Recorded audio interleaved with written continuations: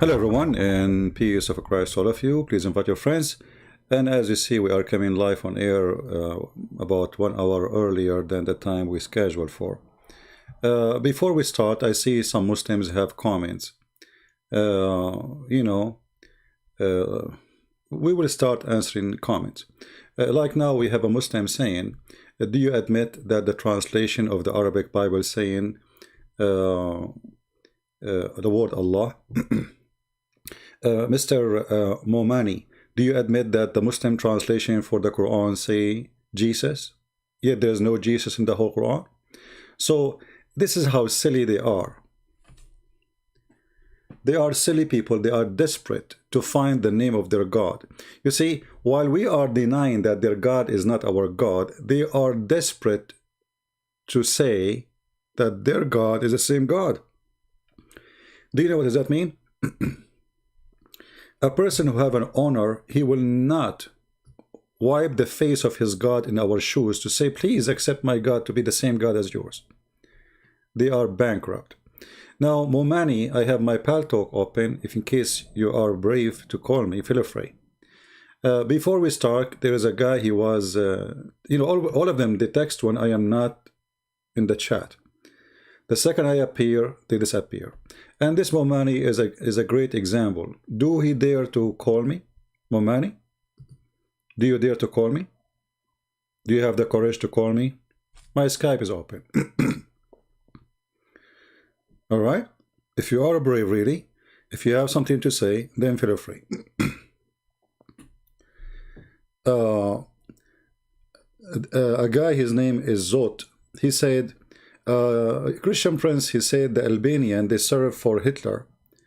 Not only the Albanian, Bosnian, Muslims in general, they served for Hitler and they joined his forces and they were #1 in the front line to capture and kill the Jews. And you can go right now and search. And this is the Grand Mufti of Jerusalem. He met with Hitler and he was a high rank. He'd been given even a rank in the Nazi army. So those ignorant who say things, your ignorance speak. Then he said, Christian Prince, he said there's more than 3 billion Christians in the world. And then he say, according to reference says there is 2.3 or etc. billion in 2015. Well, you see, first of all, the numbers you see, as an example, if we go, this is the man with Hitler, What is the donkey? He said to me, where do you get this information from? Yeah. So when you see somebody making a statement and you collect those statements from websites, as an example here, it says that the Christians in China in 2015, there were 70 million. Where did he get this number from? How you can get the numbers of a Christian in China in a country persecute Christians? How you can know how many Christians in Pakistan? How you can know really exactly the number of Christians in Indonesia? How you can know, all countries where the Christians are discriminated, there's nobody knows how many there are. Same time, when they calculate the numbers, they calculate all Muslim countries as Muslims. As an example, me, myself, I'm counted as a Muslim. If you ask when they say to you, okay, let us see the ethnic who they are exist in USA. Now, if you mention that you're Middle Eastern, then you will be counted as a Muslim, because all Middle Eastern are Muslims in the count. But in fact, that's not true. The biggest population of Middle Eastern in USA are Christians, because they were migrating from long time because of discrimination. So the numbers you talk about, they are really false. Same time, China is going to be the biggest giant, a Christian nation in the world. In less than 30 years, we will have more Christian than atheist. More Christians than Christian in China, more than Christians in America. So the numbers that people talk about, nothing of it is accurate. This is just assumption. They collect information from here and there, and all those numbers are not. How in the world you calculate that USA Christians are 248 million? Where do you get this number from? I challenge anyone to tell me how you get this number from. Because there is nowhere in USA it asks you, nobody asks you what is your religion. No government, nobody. You know? Even if you want, you don't need to answer if you are a male or female. So all those numbers are really not real. Same time, they assume that Islamic countries are Islamic countries, when the Islamic countries, most of them are not Islamic at all. Anyway, we don't want to waste our time. Another thing he said about Albanian, they are not Muslims. I said that the Muslims in Albania, they are not Albanian. You see, Syrian in Syria are not the Muslims. Palestinian in Palestine are not the Muslims. Egyptian in Egypt are not the Muslims. The Muslims were occupation. They occupy the same as the Turkish. The Turkish, they occupied this land, but this is not Turkey. So if you are a fool, you do not know history, go read it. Now we go and see. Christian attention just blocked me on my main ACC. What is that? Momani, nobody blocked you. You are an idiot. At least not me. Secondly, Momani, as long you are saying attention, attention, they block me. Why you don't call me, you coward? In the front of everybody. This guy, I'm going to block him because he's a kid. Why we do exist? Momani, you are screaming like a woman, she did mut'a according to Islam, and you are complaining you are not getting paid, yet nobody used your service yet.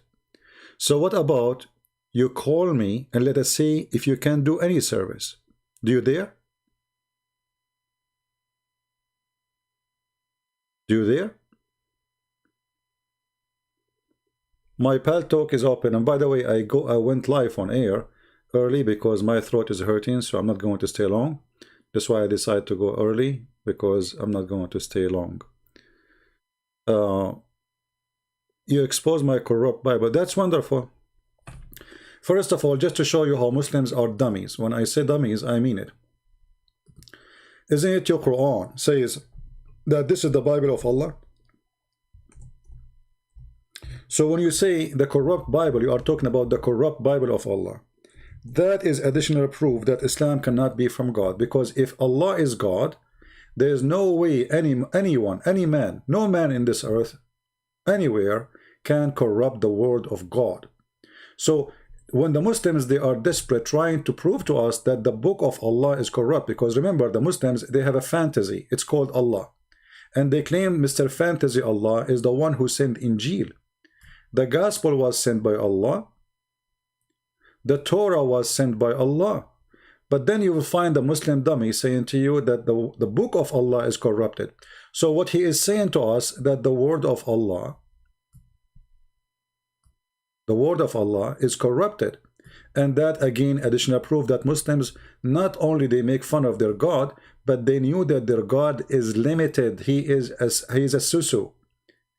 Anyone can give him a finger, anyone can corrupt him. When you say, I prove your book is corrupted, you are stupid, because I have no book. This is a book of God. I cannot find a Muslim, he have a high IQ. You are attacking your God, because you Muslims, you stole everything. Muhammad is a thief. He claimed that the Bible is from Allah. So then how you say, secondly, can you show me where your prophet, he says the Bible is corrupted? Never. Never. Not even once. Actually, the Quran says over and over and over that he, Muhammad, he agree, he believe in what with them between their hands.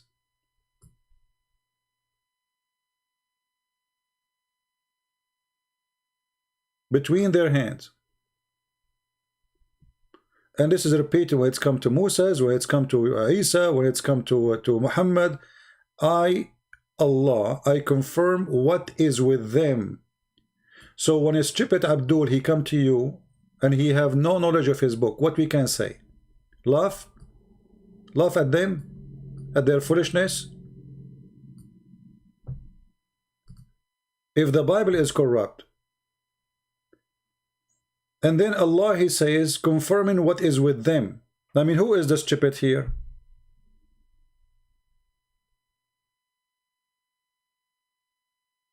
You stupid idiot. All people write the scriptures in their hand, including you Muslims.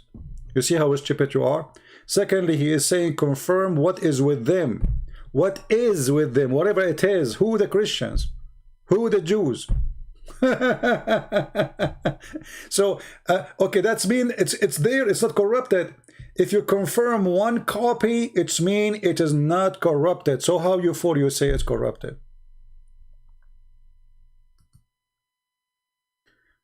Okay, Michelle Ashraf. No problem. So, Mamari, do you have the courage to call me? Okay, let us go to that verse. Those who write the scriptures with their hand. But this is mean you Muslims, because you Muslim, you wrote the scriptures with your hands. Same time, you idiot.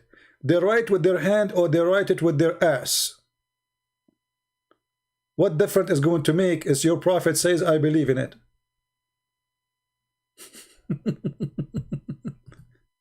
Number two, who is the one who wrote the Muslim scriptures?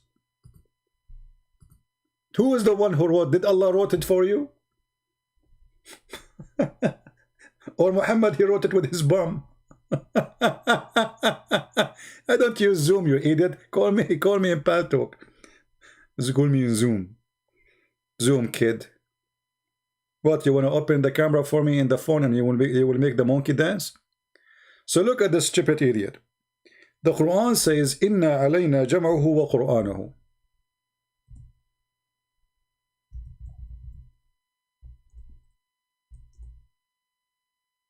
Jam'uhu wa Qur'anahu.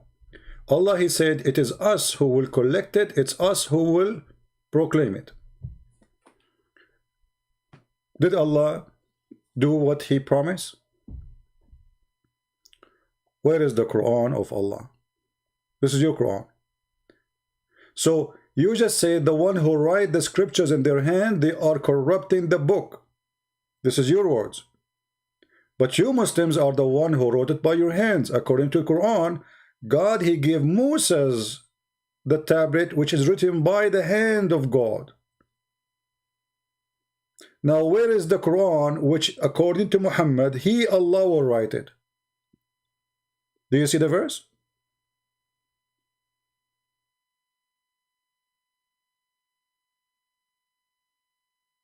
We have Mustafa Karam. How are you, Mustafa? Do you want to join us, Mustafa? Do you like to call me? Who is a Muslim? He feel like strong for today. He ate some good food and he like to call us. Mustafa, if you are here to call names and say stupid things, I will block you. If you want to debate us, you are welcome. Who is the one, who is the Muslim would like to call us? You see the topic, it says, Islam make me happy. I don't see any Muslim happy here. I see Muslims who are angry, full of hate, and they say stupid things because of their hate. I will make you Muslims happy for a second. You know, I will try to fight your, your stress. I understand you are very stressed, especially, listening to me. I mean, it's not easy. I don't blame you. I mean, put yourself in the shoes of those Abdul. You go, you fight with Hitler, and then you are defeated. You go, you join ISIS, and then you are defeated. You try to establish the caliphate, and then you are defeated. You make fabricated videos about Quran and science, and you are defeated. And then you come in the prison of Christian Prince. All of you are defeated. And the proof, no one of you dare to call me.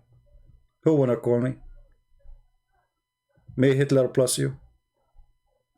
So if we go in the hadith, just to make you feel better, because you are a Muslim, you are angry all the time, just for comedy. Let me show you how Islam will make you happy. For me, it make me happy, to be honest with you, most of the time when I read the stories of Muhammad. Look what Muhammad, he said in this hadith. The messenger of Allah, Sulaiman, Sayyid Sulaiman means Solomon, the Jewish Solomon. Muhammad, he attached himself to the bum of every Jew. He cannot live without the Jews. He is the puppy of the Jews. So He went out to pray for rain, and he saw an ant lying on its back, raising its legs to the sky, saying, "O Allah, O Allah, we are a creature among your creatures. O Allah, we cannot live without your water. O Allah." Any Muslim there? Get lost, you coward. Zoom boy. You are the one who desperate. You know, the Muslim, they say to me, call me in Zoom because I don't use Zoom. If I use Zoom, they will say, call me in Paltalk. Kid. Oh Allah. Oh Allah. The ant, she said, oh Allah. Okay, we have a Muslim.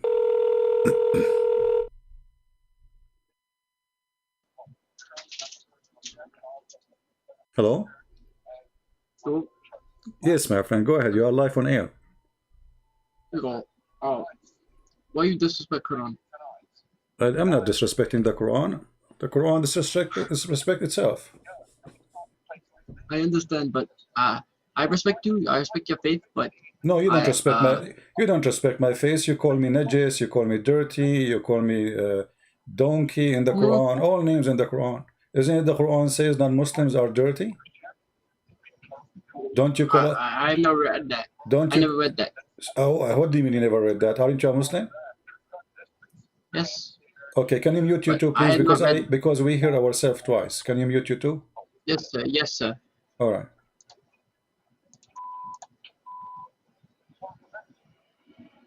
Do you that?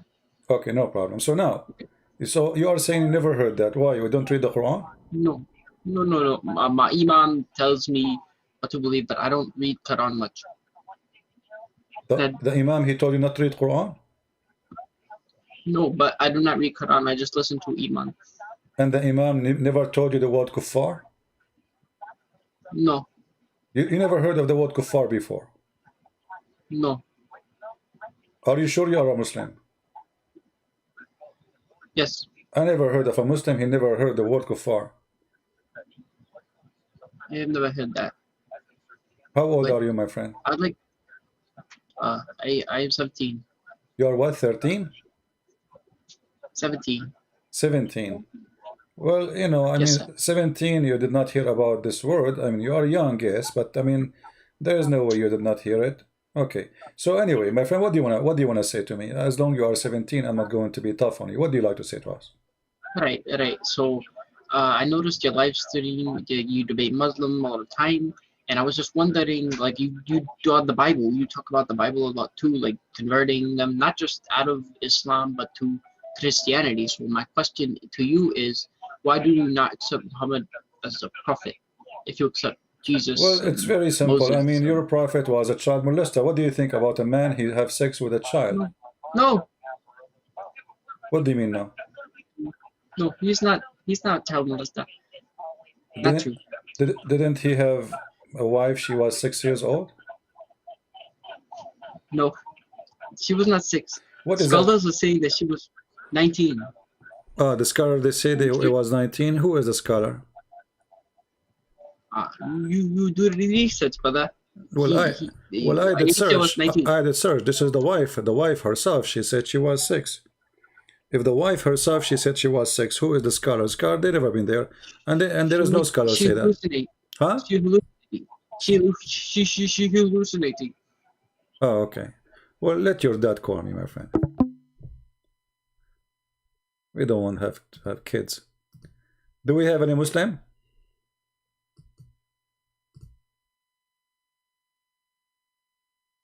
Do we have any Muslim? She is hallucinating. Yeah, all right. Okay. Any Muslim would like to call us?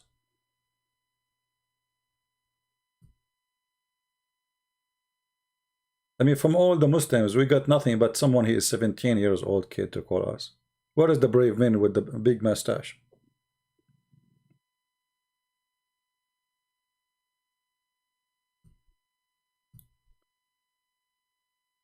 Let us see. We have another Muslim, but maybe he's Shia.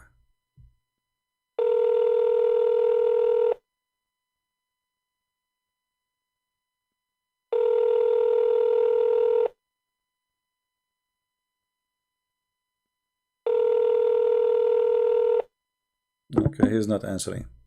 Can you translate chapter 19, verse number 1? Okay. Why you want chapter 19, verse number 1?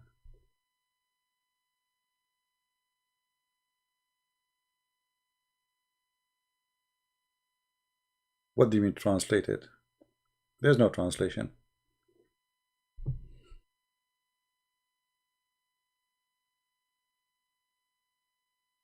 You speak Arabic? I mean, the guy is texting me. He doesn't know who I am. Do we have any Muslim would like to call us? This is ka ha ya and sad. It's one word, but it's letter in the same time. This is not a word you can translate, for simply it's not a word. They are letters which is presenting that Jesus is my God. If you have my book, you can read that. But if you ask the Muslim what that means, they will say Allah knows best. This is why this exists in the chapter of Maryam, the mother of Jesus. Ka or kaf, kaf, like the letters in Arabic, when we read them alone, we read them in a certain way, like a word, like kaf, but the letter is ka. Ha, it is ha, h. Ya, it is ya. Ain, it is a. So you see, like when we read the letter alone, we read it as a word.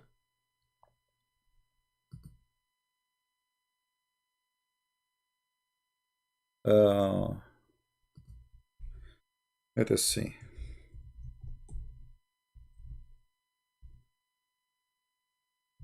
Maybe today we can get lucky.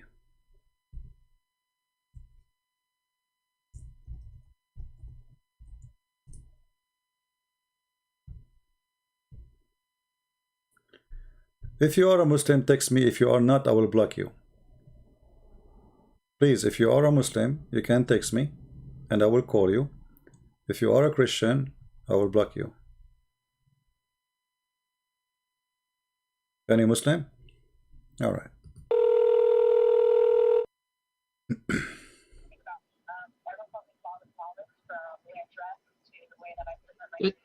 Hello. Alhamdulillah. Same kid.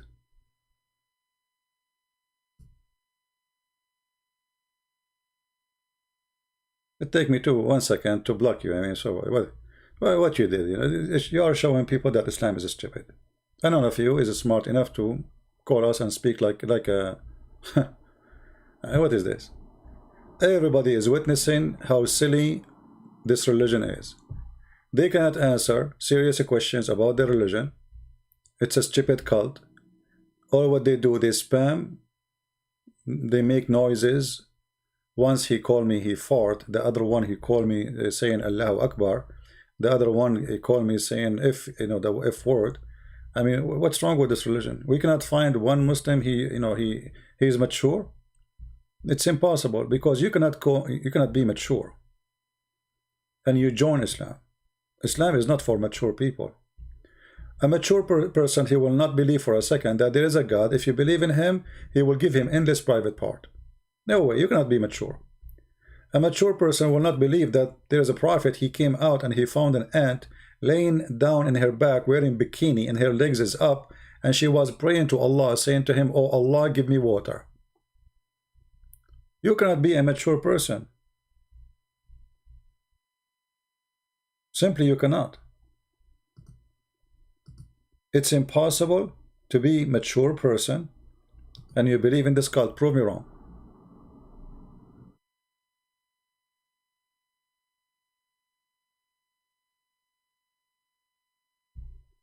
Do we have any Muslim? Once I was working in the beach. I live in near to the beach of Arizona, Las Vegas, next to the mall. The mall. There's a beach there. It's called the beach of like there's a fountain there too. It's a very nice beach there in Arizona, Las Vegas, next to Brazil. So anyway, I was walking in the beach. This is true story, by the way. I was walking by the beach, and then I found An ant. An ant, subhanallah. And this ant, her legs is up to the sky, subhanallah. And then I spoke to the ant, because as you know, I speak many languages, you know. So I said, hey ants, what's the problem? You know, she said, because of COVID, you know, they kicked me out from my apartment. And I said, what you are saying? She said, oh Allah. I heard her. Oh Allah, send me the check of Trump fast so I can rent an apartment. And brothers and sisters, before even she finished her word, the postman, he came to her mailbox and he dropped the check of Trump. Oh Allah. Who is a Muslim believe in this garbage?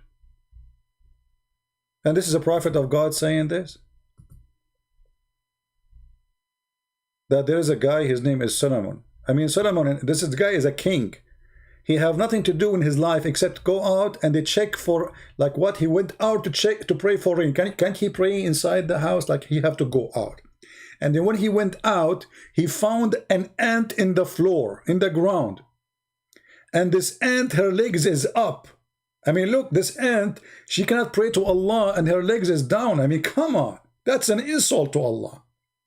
You cannot be an ant and you do such a behavior. Shame on you. So now all the ants, I'm expecting them to pray in such a way. This is why I decide to make an experiment. I decide to collect a lot of ants and put them in a box, and I will cut the water from them. I will cut the faucet, you know. I will put them in the box, no water, and we will put like a slow motion camera recording them and see how the ant at the end, they will lay in their back and they will start praying for Allah, asking, saying, oh Allah, I want water. This is your religion. You say to me you have God. You say to me you have Quran. You say to me you have science. It's a joke. This is a prophet of God. This is a story is not even good to tell to a child. Once I said to a girl, she is like 5, 6 years old, you know, I saw a broom in a store. I said, should we buy this broom and fly like Harry Potter? She said, do you think I'm crazy? Those are stupid things. They are not real.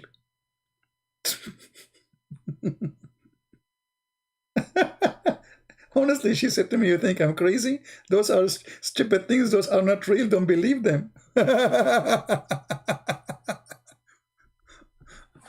The prophet, he flying on top of a donkey. You know, and as usual, there is no witnesses. There is nobody there. Any Muhammadan? Yeah, those Muslim kids, they keep texting me, the same kids. The same kids. We cannot find a Muslim, just to show you. Just for a laugh, you know, I will call them for a laugh. No. See, I know, stupid, you do not know, I can see his details. Stupid idiot. Do we have any real Muslim?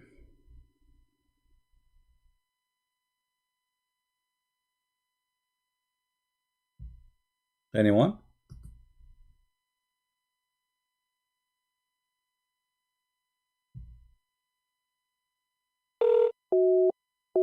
Ah, this guy is busy. He received, I think he received inspiration from Allah. So anyway, you know, those things happen to us. We Middle Eastern, we witness a lot of things, to be honest with you, you know. You know, this is a true story, by the way. Once I was walking in the beach and there was 7 ants. You know, 7, they have to be 7. We cannot make it 6, you know, because all prophets of God, they stuck with number 7. So, I know, anyway, I saw 7 ants and there is one of them, she was topless. And the second I saw her that she is topless, I know that this is the male, because only male is topless. Come on, think about it. You know, just think about it for a second. I mean, 7 ants in the beach, only one of them is topless. Obviously, the rest are females, and he is the only one male because he's topless. I mean, no, because ants are Muslims. There's no way a female Muslim ant, she was going to go topless. Impossible, brother. We are very conservative. So anyway, I decide to speak to the male ant because the one is not, you know, the topless one. Obviously, it is. There is no way you can see their testicles, you know, because they are very small. You know, and you know what I'm saying. So anyway, So I spoke to the, the ant which is topless. I said to him, who is this with you? Like, are they legally your wives? He said to me, who are you? I said, I am the Sharia police.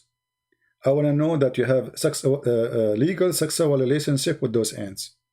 He said to me, I am prophet for the ants, and it's lawful for me to have unlimited. Those 6 is just to walk around with me. I have like thousands of them. So I said to him, oh, so you are a Muslim prophet for the ants. And that makes sense, because Muslim prophet, he have unlimited number of women to sleep with. Okay, you convinced me, but do you have any proof that you are a prophet? He said, exactly, I can prove it to you. He said, if you don't believe me, go and ask Zakir Naik. I said, you know about Zakir Naik? I mean, imagine, guys, ant in the beach, yet she watched Zakir Naik. And she said to me, go and read chapter 27, verse number 82. Really? Chapter 27, verse number 82. The ant said, yes, this verse speak about me. Who is a Muslim have the courage to call me and read the interpretation about that verse, so we can die laughing? Huh?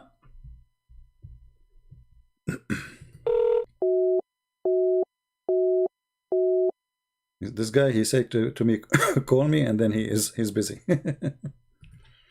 I think he is the ant himself. We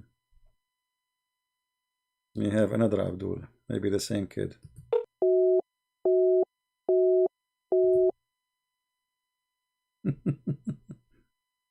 Muslim, they say to me, call me, and their line is busy.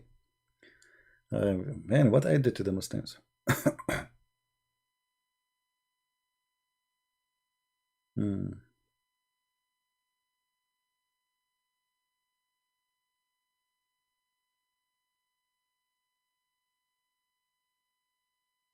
Any Abdul?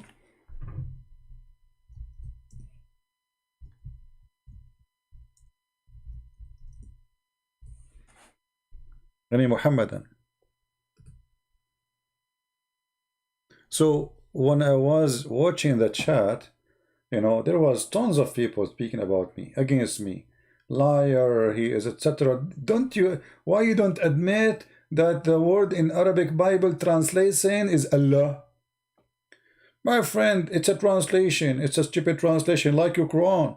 The word for Jesus there is not exist in the Quran. In the true Quran, there's no Jesus. So the question is the word Allah exist in the true Bible, not a translation? A translator, he can call him Buddha if you want. But this is something we don't accept. But how you yourself accept to call Jesus Jesus when Allah he call him Isa? What you will say to me? Oh, I don't accept the translation. The second you accept Jesus, we refuse Allah. If a translator he put it there, and we know why, because they are under Islamic occupation for 1400 years of ISIS, etc. We know. But you have no reason. Nobody occupy you. Why you are using the word Jesus in the Quran translation?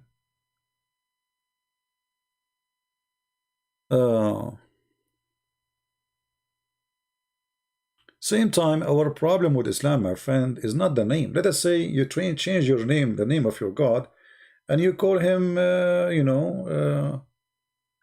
Adil Imam. Peace upon him. Change his name. Who cares about the name? Or let us say you call him Peter, or you call him John, or you call him even Jesus. Still, your God is a false God. He does not exist. The name is not the problem. I mean, don't you see the stories? An ant sleeping in her back. This is your prophet. So, who is the one who taught Muhammad this story? Allah. I mean, be honest with me for a second. Do you think really there's a God? He have time to tell such a stupid story? If we ask Zakir Naik, who is the one who taught Muhammad this story? What he will say? Tadadin, tadadin. Tadadin, tadadin. Tadadin, tadadin. Christian Prince, I'm not going to answer you. How you know I'm going? How you know it's me? I know it's you because you are the only one to call me when I have intercourse. What? You are the only one to call me when I have intercourse. You are having intercourse now? Exactly. Intercourse with your wife? Christian Prince, you are a very dirty mind. I want having intercourse with the religion of Islam. You have intercourse with the religion of Islam? How you do that, man? Simply, we do intercourse, which means I'm teaching course at the school. Ah, intercourse. Ah, okay. I thought it's something else, man, because your prophet, he used to imagine himself having intercourse. In fact, he did not, so I thought you are doing the same. Christian Prince, first of all, you are not polite. Secondly, you are very rude. Number 3, I'm going to get you busted. Okay, so Zakir, you know, I'm just asking you. I mean, there's just a simple question. Maybe you can answer us, you know. What do you think about this story? Who is the one who told this story to your prophet about the ant sleeping in her back and praying to Allah? I mean, what happened exactly? Christian Prince, Allah informed the prophet. He told him all the stories. Zakir Naik, I have a question. I want to know why you squeeze yourself when you want to say something. Like, is your mouth is something? I mean, this is squeezing. It sounds like it's there is struggle. You know, you are trying to push it out. Exactly, and this is why I'm going to get you busted. First of all, Allah, he told the story to Prophet Muhammad, and he told only executively. What? Executively. What? He told him only the story executively. So you are saying that Allah, he told the story only to Prophet Muhammad. Exactly. This is why you see Prophet Isa did not know the story. Every prophet did not know the story. Nobody knows the story except Prophet Muhammad, because Allah told him the story exclusively. But I mean, why Allah he saved this story to Prophet Muhammad? Because it's a big story and have a deep meaning, spiritual meaning, that all animals are created to pray for Allah. And Allah, he told Muhammad this story because it's very deep. That's a very deep, man. I mean, we have to admit, you are right. So Allah, he told Muhammad this story. How come we don't have it in the Quran? Christian Prince, not everything Allah, he said in the Quran. Huh? Not everything Allah, he said in the Quran.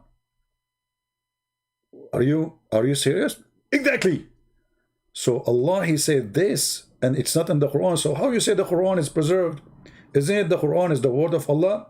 Exactly. But you just said that the one who said this is Allah.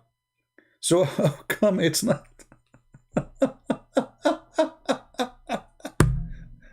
So Zakir, do you really think that Allah, he went to his office and he started thinking about writing this story and send it to Muhammad?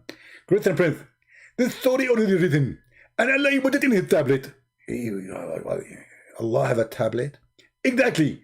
We are very civil people, and our God is very educated, and this is why he have a tablet. Christian Prince, do your God have a tablet? No. Exactly. I mean, I lost the debate. His God have a tablet? My God don't have a tablet. But Zakir, why Allah have a tablet? He don't have a good memory? Christian Prince, Allah he wrote in tablet, so nobody will forget. But who care about they forget if he is not going to forget anyway? And if nobody can see it anyway. Isn't it your prophet, he said, Allah put the tablet between the two eyes of the angel so nobody can see it, even the angel himself? Exactly. So what the point of the tablet if he will not forget? Christian Prince, I told you that now I'm busy and I have intercourse. And because I have intercourse, I have to leave. Where are you going? I wanted to know why Allah have a tablet, but yet nobody can read it, and he himself, is he going to forget why he wrote a tablet for himself? Christian Prince, I told you I have intercourse, and I'm busy, and I'm going to leave. Thank you very much. Don't call me again. Yank up. This is God. This is religion. This is the proud Allah. This is a prophet. Ant laying down in her back, praying to Allah, asking for water. What about whiskey? Why she don't ask him for a cockroach so she can suck his juice? This is what ants do. Water. What is this? Do we have any Muhammadan?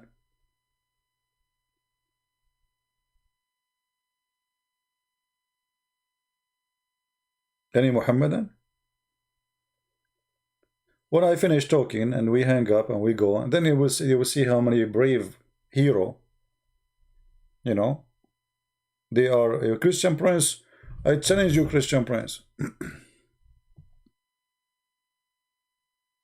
Let us see this guy. He said, call me, but he's always busy. Oh, call rejected. Let me block him then. Call rejected.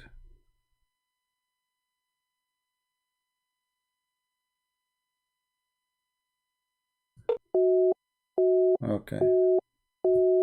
A joker. Let us block him. Who is a Muslim would like me to call him? If there's anyone, just text me please in Paltalk, and I will be happy to call you back. We can have a nice conversation. I mean, don't worry. Be happy.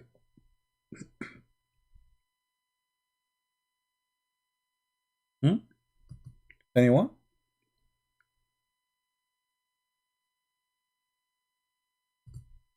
Anyway, I did not finish to you the story about when I was on the beach and I saw 7 ants, and one of them, she was topless, and then I noticed that there's one ant, she have a broken leg.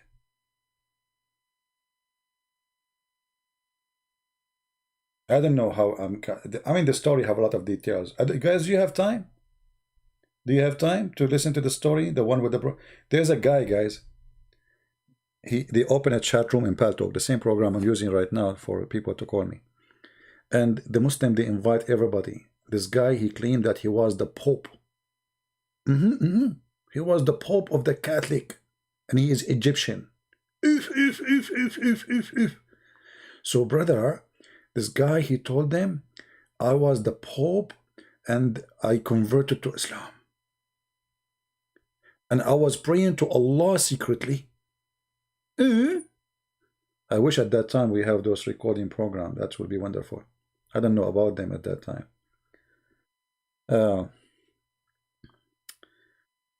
And the Muslims saying Allahu Akbar, Allahu Akbar. The room is boiling, man. Chat room is full of people. And then they said, and then once they opened the door on me, and I was praying to Allah. And that's it. They discovered that I became a Muslim. So they jailed me, and they put me in a private room. And every day they take me out and they order 7 lions to turn their back to me, and they beat me with their tail. And the Muslim in the chat, brother, may Allah bless you, brother, for the pain you suffer for Allah, brother. May Allah, may Allah give you good deeds for this, for your patient, brother. Those filthy Christians, they did that to you, brother. May Allah kill them, brother. And and the admin keeps saying, guys, don't forget at the link there, the donation, please, brother. The donation, brother. And then, brother, they jail me and they put me in the private room and they lock it in many locks, like 7 locks. And then, brother, I open the toilet seat and I went in the sewage and I came out in Egypt. If from Rome to Egypt, all of it, the trip in the sewage, you must be a rat. And none of those Muslims, they say to him, come on, man, this is too much. I mean, come on, your lie is so big.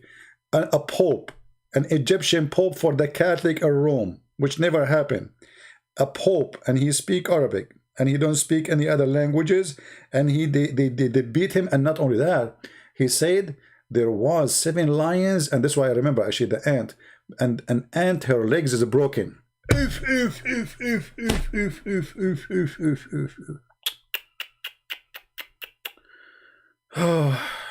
True story. So if you are wondering why they believe in such a story, those people, they tell them any story. As long as you are sponsoring Islam, they support you. Just make up any story.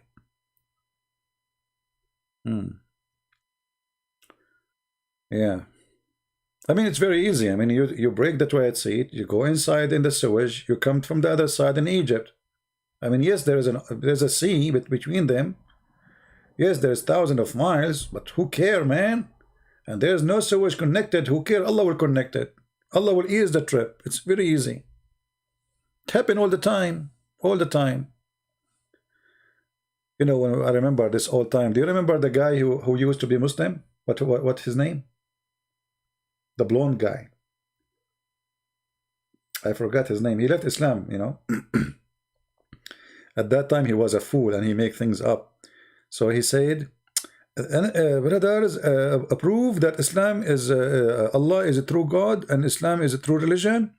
That each time, as an example, I go to the store, I go to the cashier to pay, and then I look in my wallet, I forgot my wallet.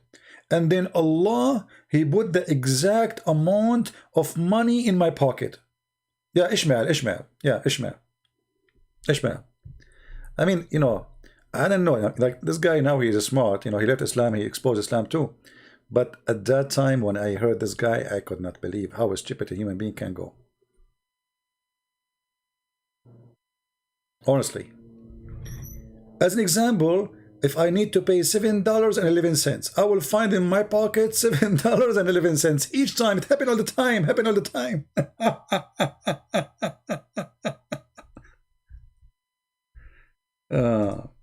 I think I have still the video on YouTube. Let us see if we can find it. I mean, I don't know. The second when you are a Muslim, you are hilarious.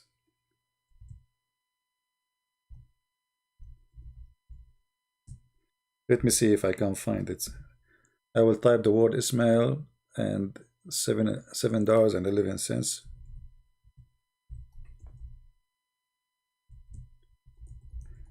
Maybe we can find it. You know, always I look back on time, and then, I mean, it's really amazing how people they say those things when they are Muslims. I mean, what happened to this guy? This guy is not really. I mean, how you go out of your mind and you say such a stupid things like this? Yeah, I don't know if I can find it. I mean, it's impossible to find a video of mine.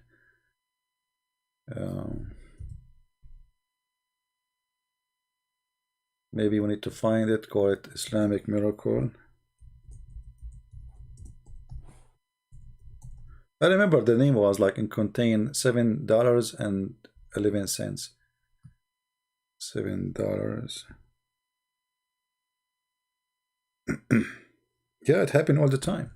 All the time it happened. Each time he would go, I found it. Man, history. Someone who's really close to me, for example, while living in Africa, her cousin was dying. She prayed earnestly for her cousin to get better, but her condition wasn't getting better. So her family went into the city to visit the sick one in the hospital. This person, of course, didn't have enough room to leave to go with him in the vehicle. It was full of people, so she stayed home. She locked the doors and windows at night, and because she was by herself, she went to her bedroom. She prayed to God. And she asked God to heal her cousin who was sick. And then all of a sudden a man appeared in her room, standing in a white flowing gown with beautiful colors, beautiful white colors, with a smile on his face, with a long black beard, just smiling at her. And she was horrified at first, but then she realized that this was an angel from God. And of course she was in Africa where there was no white people at that time, so at that time, his cousin, at that time, you know, when you hear at that time, you think she's talking about like 10, 20 centuries ago. His cousin, at that time, brother, there was no, for sure he's an angel, there's no white people at that time in Africa.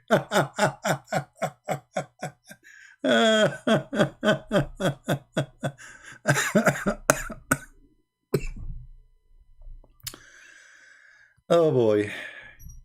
Yeah, I found the video. And then he says, I don't want to play my voice making comment about these stupid things. Because they get... Let us see.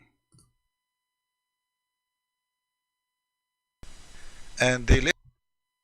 I'm trying just to find where he says the $7. And this... Come on. He cannot sleep. I'm just forwarding the video. Maybe. And then, so I just pray a little prayer to God. Checkout line, that pocket money, change, bank card with me. About what this guy is trying to say to us about more miracles. Let us see. and I don't have enough. I forget, for example, to take my bank card with me, and I've only got some like small money, pocket money, change, and a few bills in my pocket. I go to the supermarket, and then I realize when I'm in the checkout line that I forgot my bank card or my credit card, whatever it may be. And then, so I just pray a little prayer to God, please let me have enough money for all of these groceries, Lord, Allah. And then all of a sudden, it happens to me that I have the exact amount of change in my pocket. The exact amount of change. You go to the Walmart and you don't have, you forgot your wallet, you forgot your credit card, and then you don't have money. So you pray to Allah. And then Allah, He will put in your pocket the exact amount of the money. I mean, who need to go to work? Who need to go to work? I mean, Muslims should not be dying from hunger in Somalia. Just say Allah, and the exact amount of money you need, Allah will send to you. Card, or my credit card, whatever it may be. And then, so I just pray a little prayer to God, please let me have enough money for all of these groceries, Lord, Allah. And then all of a sudden, it happens to me that I have the exact amount of change in my pocket as I need to have to buy the groceries. It happens to me all the time. Say, for example, it's $7.11. That's exactly the money I have in my pocket when I pray. As an example, $7.11. This is why I was able to find it, actually, because I remember I made the video with such a title. And this is the video, if you like to save it. This is an old video, you know. Very old video. Now this guy, he left Islam, actually. You know, look what happened. This guy, he went, I think, to Saudi Arabia, and he learned Arabic very well. And he came and he started getting Islam busted. They did fool him almost for 10 years, I think. You know?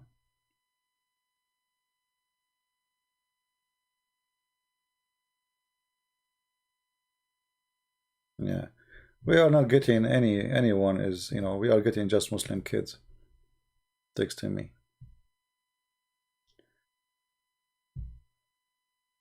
Truth about Islam. Check your Paltalk. What I check my Paltalk? I have nothing in Paltalk. Truth about Islam. I don't know what they mean.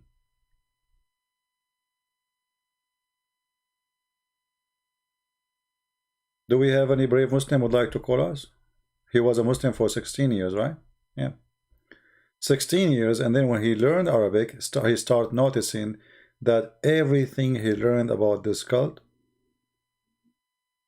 is a garbage. But imagine, I mean, how this guy, he was saying those things when he was a Muslim. I don't care what he is now. I mean, obviously you have a problem, but when it is the second you convert to Islam, there is something wrong.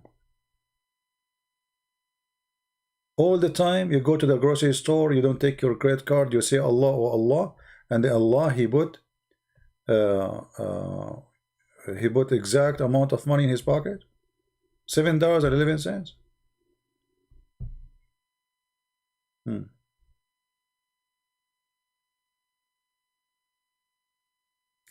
Did you read how Krishna came? No, Mustafa, I did not. Do you want to call me and tell me? Mustafa Karam? You know, the Muslims, the Muslims, they wrote books. They say that Jesus' story is the same as a Krishna. You stupid idiot. Krishna have seven brothers. You're an idiot. And his mother, she is not a virgin. Muslims are idiots. They don't know their religion. They fabricate stories and they are copy-paste. If you go right now and search, just search for 2 seconds, in Prophet Google, peace upon him, you will see how stupid your story is. Same time, you idiot. If you are saying that Mary, she was virgin, the same as a story of Krishna, which is not. That's mean Muhammad himself is a fraud. Because isn't your Quran saying that this is true? Stupid people, you know, they have no brain. Their hate is controlling them. They don't even think for a second. They are insulting even their prophet when they make their claims. Do we have any Abdul? Anyone?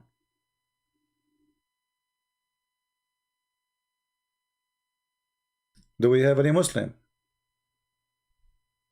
You see, by the way, if you call me and you debate me, you can imagine how Allah will increase your deeds in the heaven, which means will increase the number of women in your bedroom.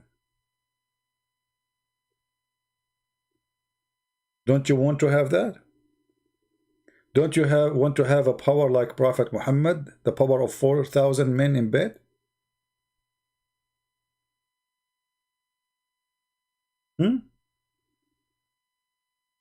By the way, Muslims, why Allah did not teach Muhammad the language of the ants?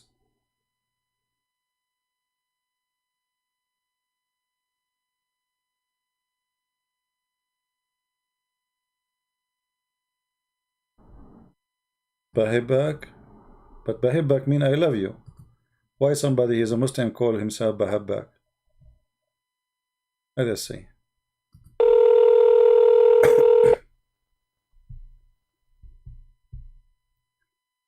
Hello? أهلا وسهلا. How are you, my friend? You speak English? Unfortunately, no. Sorry. Can you speak Arabic? Well, we need a translator. Can you invite somebody? Can you invite somebody to translate what you want to say?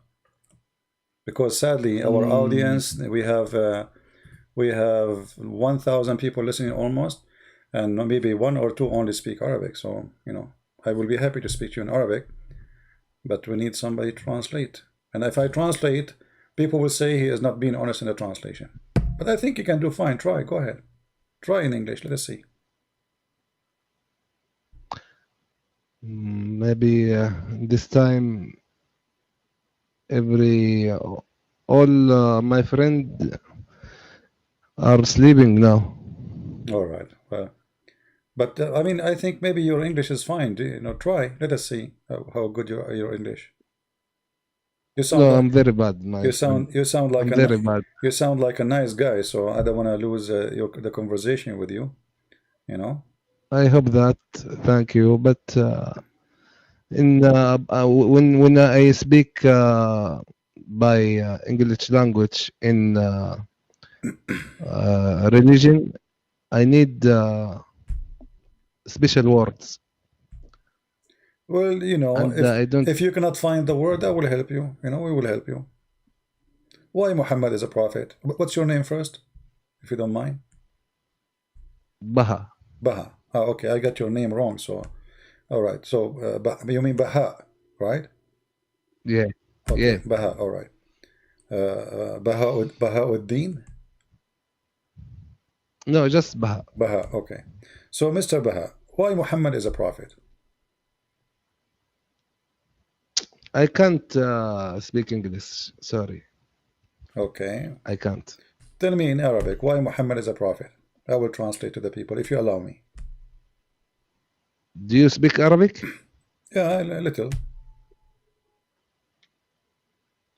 طيب أول شيء عرفني من نفسك أنت فين وهتكلم مين أنت يعني في أي موضوع؟ اسمي كريستيان برنس وأنا معاك الحين بالبالتوك واليوتيوب والتوبيك الإسلام. تفضل. أنت في غرفة مسيحية بلتوكية؟ لا نحن الآن في اليوتيوب مباشر على الهواء. He's asking me, guys, what's your name, you know, what do you do, where are we now, etc. So I'm informing him that we are speaking to him in Paltalk, but we are live in YouTube. So لماذا محمد هو رسول? Why Muhammad? Why you think Muhammad is a prophet? Go ahead. والله في البداية أنا أقول إنه الله عز وجل سبحانه وتعالى يصطفي من عباده من يختارهم هم. Okay. يصطفي الأخيار والذي هم يعلموه الحق.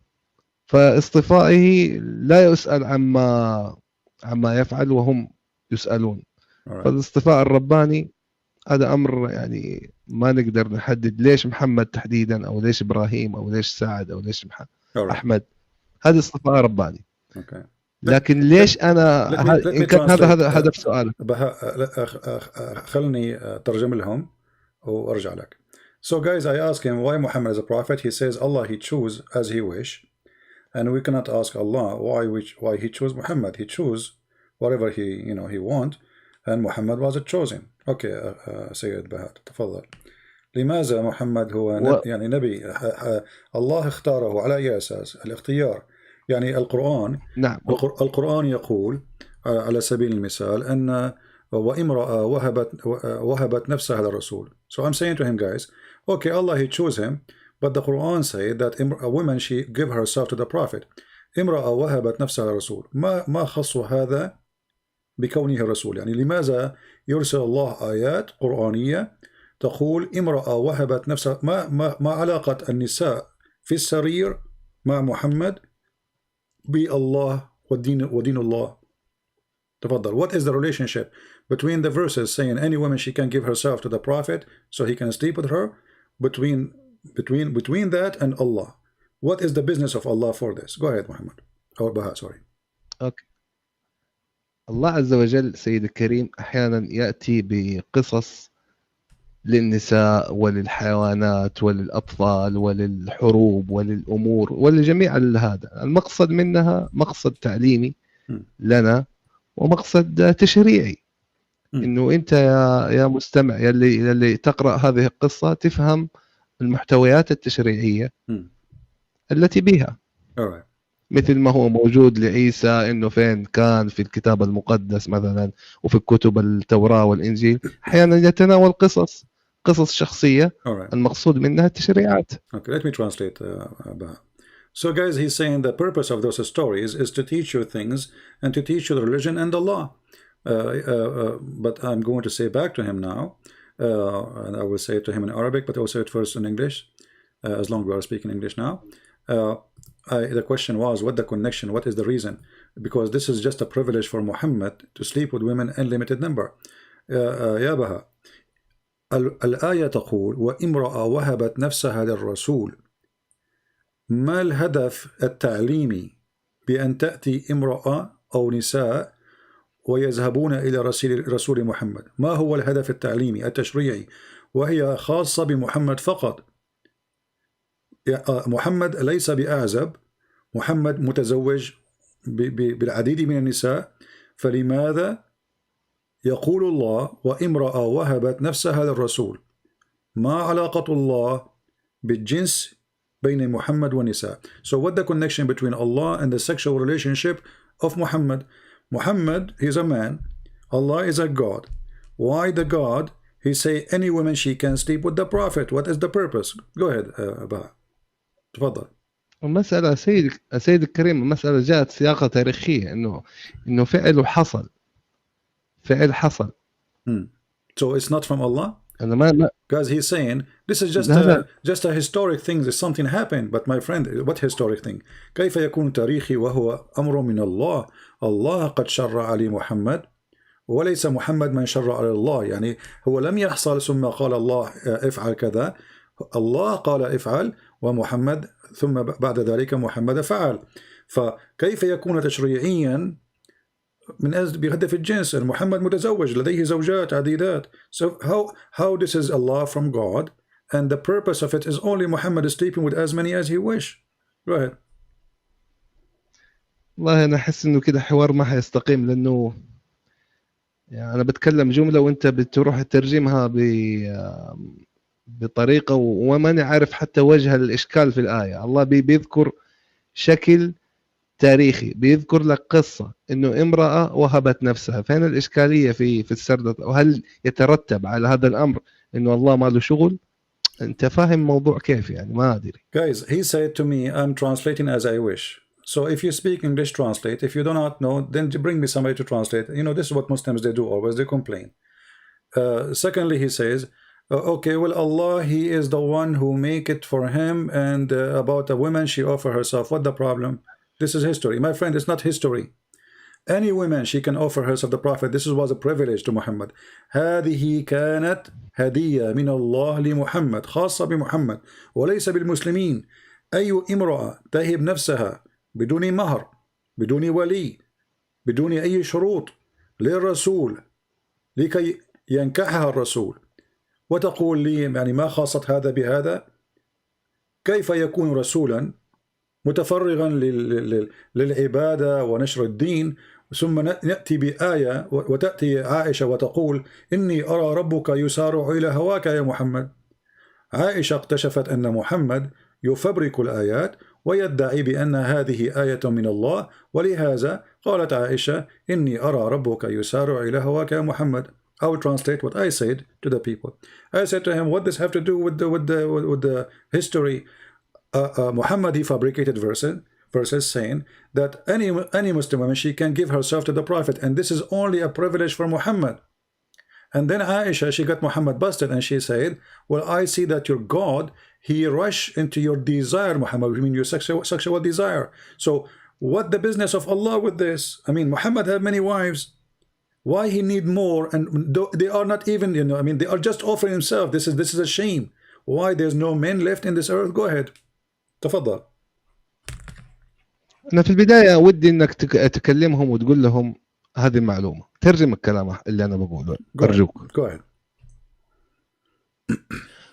قول لهم إنه إحنا مصادر المصداقية التشريعية والمعلومات عن الله عز وجل والإسلام بشكل عام هي مصدرها أولا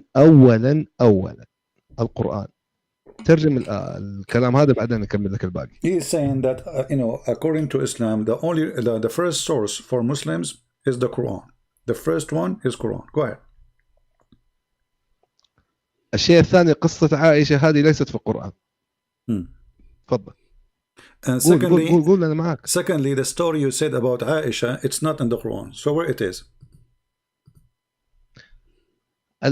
الأمر الثالث عندنا مصدر وحي أو مصدر إلهام، ما هو ليست مصدر وحي، مصدر إلهام نأخذ منه المعلومة ألا وهو الحديث الشريف. تفضل. The third source for information about Islam is the second source is hadith. But my friend, the one I gave you is hadith. عائشة ما قلت لك هو حديث موثوق. اوكي بس اسمع، اصبر حبه. وعندنا الاحاديث ينقسم الى قسمين. كمل. And we have the hadith, they are divided into two sections, which is not true. يعني من علمك الحديث قسمين بأي كتاب هذا؟ بتسألني ولا تختبرني؟ أنا أسألك بأي علم هذا تقول أن الحديث قسمين؟ بس خليني أخلص أنا اللي أبغى أقوله بعدين. طيب. خليني أخلص اللي أبغى أقوله عشان لا تكثر الأسئلة ويصير الحوار الجدلي. أوكي. المصدر الثاني هو السنة النبوية الشريفة. And the third source is the Sunnah of Muhammad, which means what Muhammad did and said. But isn't this is the same as in the Hadith? Anyway, continue. الشيء الأمر الخاصية في الحديث إنه عندنا أقوال منسوبة للرسول وأفعال منسوبة للرسول وللصحابة الكرام صحيحة وفي غير صحيحة. تفضل. And there is some hadith are true and some hadith are not true. My friend, don't waste my time. The hadith I'm mentioning to you is sahih.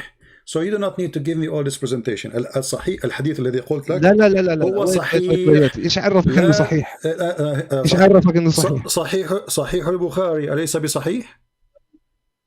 ليس كله صحيح. صحيح مسلم أليس بصحيح؟ ليس كله صحيح. طيب أثبت. تفضل. Guys, I said to him, this is Sahih Bukhari. He said, not all Sahih Bukhari is Sahih.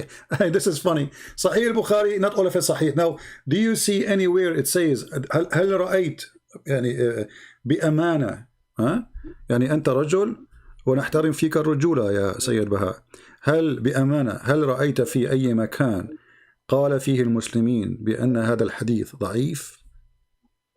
بأمانة.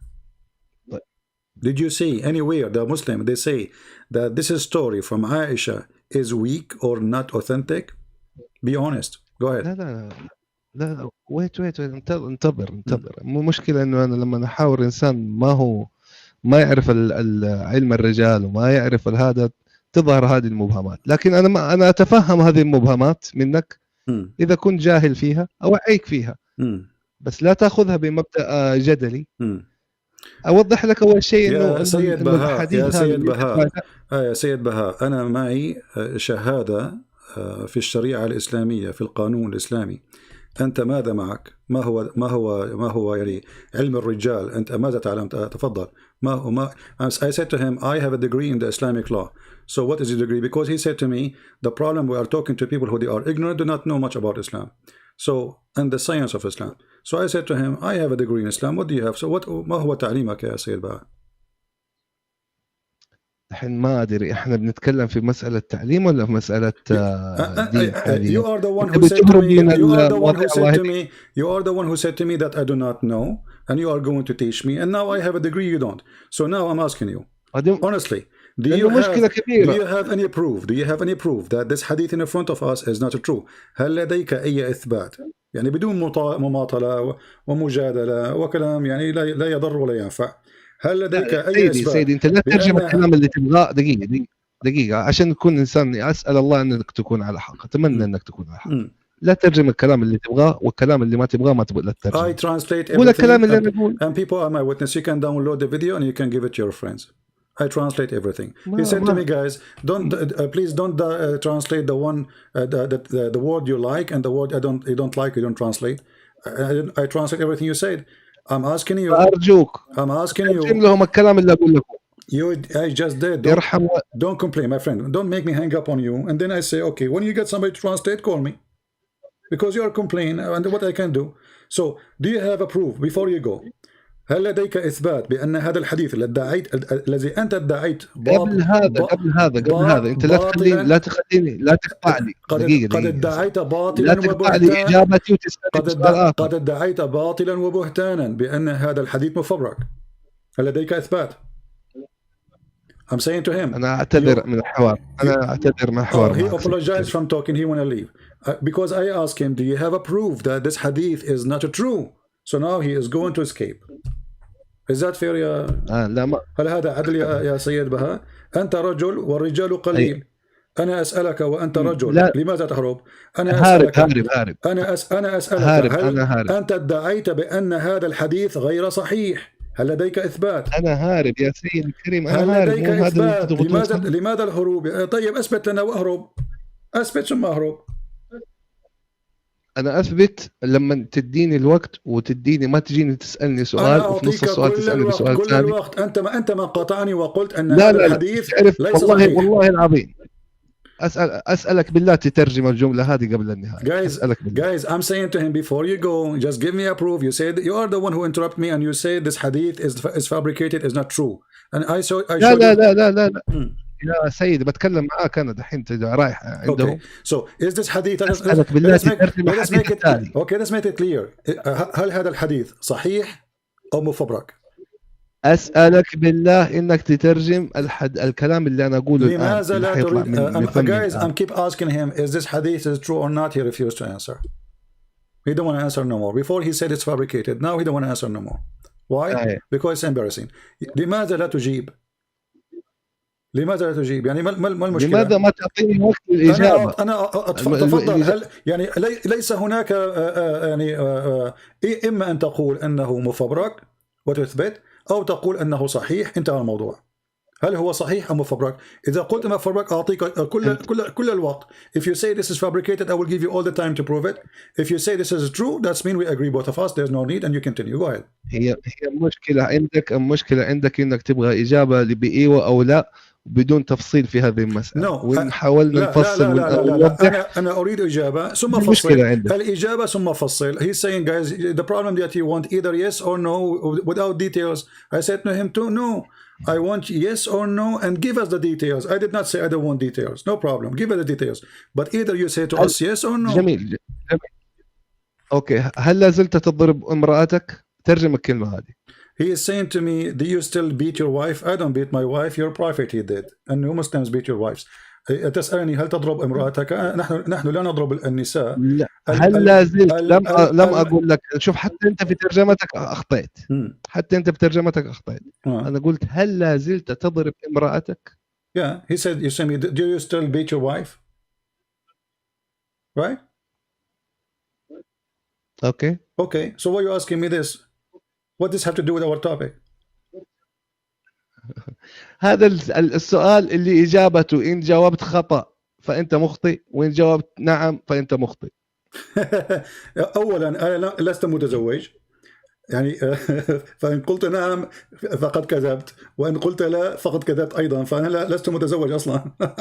I'm saying to him, first of all, I'm not married, so if I say yes I beat her, I am lying. If I say I did not beat her, still I'm lying because I did not marry yet. So I mean what does have to do with our topic, my friend? ما علاقة هذا السؤال الغريب العجيب بالحديث? What is the connection between your question and this hadith? It is in your Quran in chapter 4 verse 34 في سورة النساء سورة النساء الآية 34 تقول أول مرة أشوف تجيز لك السؤال أطول من الإجابة. ضرب النساء أول مرة ضرب النساء في الإسلام جائز ومشجع عليه. جميل. أنا جميل. أسألك ما علاقة جميل. هذا ما علاقة السؤال بهذا؟ I'm saying to him this is in the Quran, it says you can beat your wife. Why are you asking me? He want to change the topic, that's it, you know. This is what Arab people do. You ask him about potato, he answer about tomato. نسأل العرب عن الطماطم فيردون عن البطاطس. أنا أسألك عن حديث عائشة وامرأة وهبت نفسها للرسول فقالت له إني أرى ربك لا يسارع في هواك يا محمد. أنت قلت هذا حديث غير موثوق. أثبت. ترجم الكلمة هذه اللي حقولها أرجوك. ممكن؟ He's saying to me, guys, قول please أنا translate what I'm going to say. Go ahead. أول مرة أنا أشوف سؤال أطول من الإجابة. He's saying this is the first time he hear a question is longer than the answer. No, this is not the first time, my friend. Isn't it you're a prophet? He says that when they ask you, do you believe in Allah? You say, yes, I do. That's it. The question is longer and the question is shorter. So look like you do not know your Quran. Is it? ليس قد ذهب وولى حلق مع الريح. He ran away.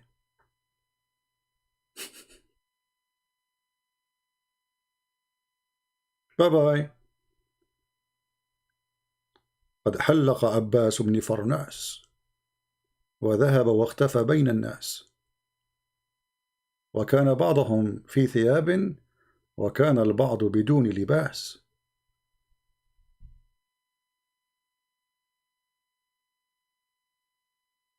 He ran away.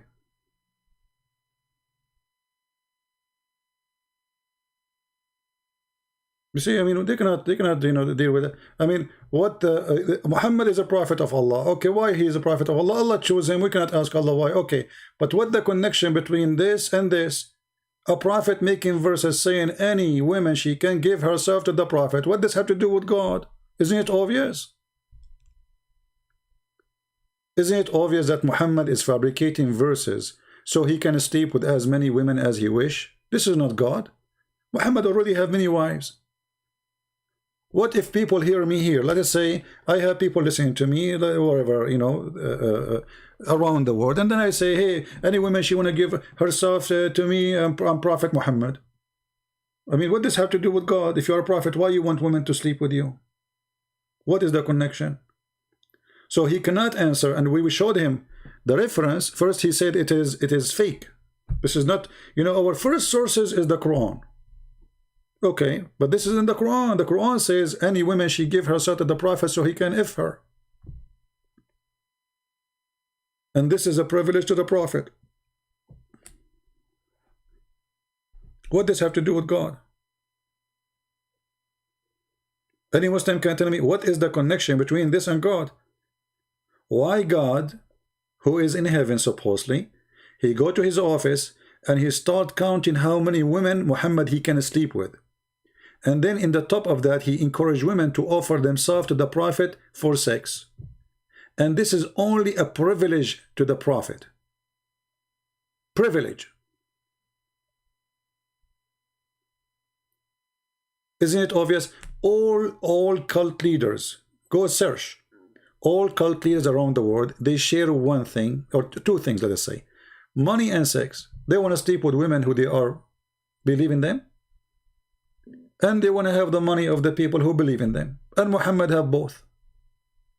He wants your money and he wants your wife. Even if you go and read the interpretation, it says that if the prophet, his eyes fall into a woman, her husband, he must divorce her, so the husband, so Muhammad can have her immediately. What does this have to do with God?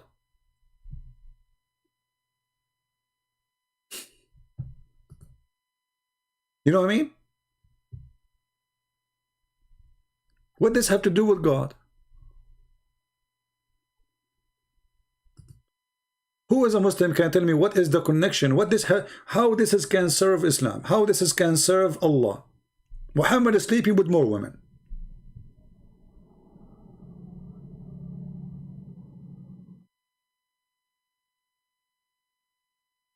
Any Muhammadan?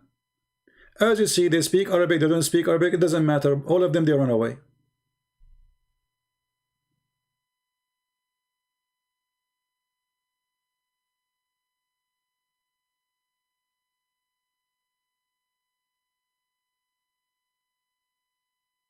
Do we have any Muslim?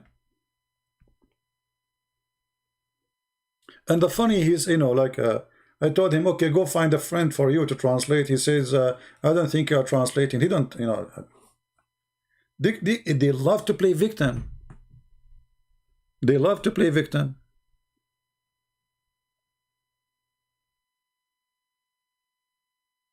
I'm telling you, they love it.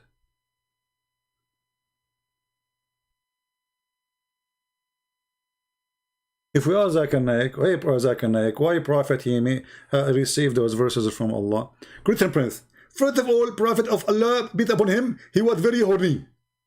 And he had the desire. You hear what? He had the desire. You mean a special desire? Exactly. And because of that, Allah he gave him special privilege. He gave him what? Special privilege. Special privilege, you mean? Exactly. Okay, so Allah he gave him special privilege because he is so horny. Why Allah he made him so much horny? Forget the breath. First of all, you never been a prophet. If you become a prophet, you will become so horny. If I became a prophet, I will become so horny. How is that? First of all, those things you cannot expire and you cannot speak about it unless you become a prophet. And someone like you will never become a prophet. Logic. I mean, if you are a prophet, you have to be horny. It's come on. It's like it's an automatic thing, you know. Like you became prophet right away. Allah, he like he put some extra, you know, you know, in your, you know, and then like, what is this? This is a prophet of God. What is the connection? And the funny, there was a video made by the Deen Show. He said they were asking him. So the guy, they get a sheikh.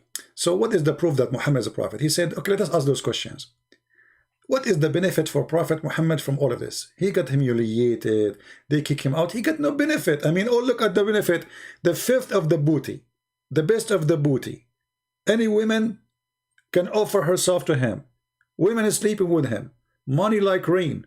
Women, people are fighting over even to give him gifts. The wives of Muhammad, they are fighting over the gifts. We can show the reference.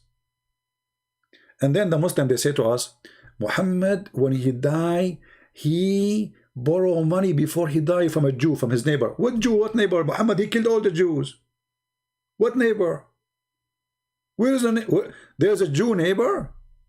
Isn't it Muhammad? He kicked them all from the Arabian Peninsula and he killed all of them. Some they were lucky, they left and they run, and the rest he killed them, and he borrowed money from the Jew. He stole all the Jews' money. There's no Jews left. They try to present to you that Muhammad was the Dalai Lama. He wear a sheet, and all day he have his hand like close to each other, and he says zucchini, zucchini, zucchini, zucchini, zucchini, zucchini. Hey Muhammad, what is zucchini and what zucchini? First of all, I can explain to you what zucchini and what zucchini. This is from the code of Allah. I mean, this guy, even he cannot even explain his book. Have you ever heard of a prophet of God? People ask him what this verse means, he do not know. Have you? A prophet of God, the second you ask him a question, he go in the coma. Bye-bye, I have to go. Like Muhammad, You know, and the Jews, they used to make fun of him, by the way. Like, you know, they ask him about Dhul Qarnayn, the man with the two horn. Have you ever heard of a guy, his name is the guy with the two horn? Why, he's a cow? I mean, give him a name at least. What's his name? Muhammad did not know what his name. So the Jews, they ask him about a prophet, his name, the man with the two horn. And the Jews, they are making fun of him. Muhammad, he was not sure what to say. So he said, okay, I will answer you. And then the inspiration of Allah came. Muhammad, he went, he started asking people, and then he got some information, and then he come to them with those verses in chapter 18. And he said to the Jews, okay, and they ask you about Dhul Qarnayn, the guy with the two horn. Say, I shall recite to you something of his story. Okay.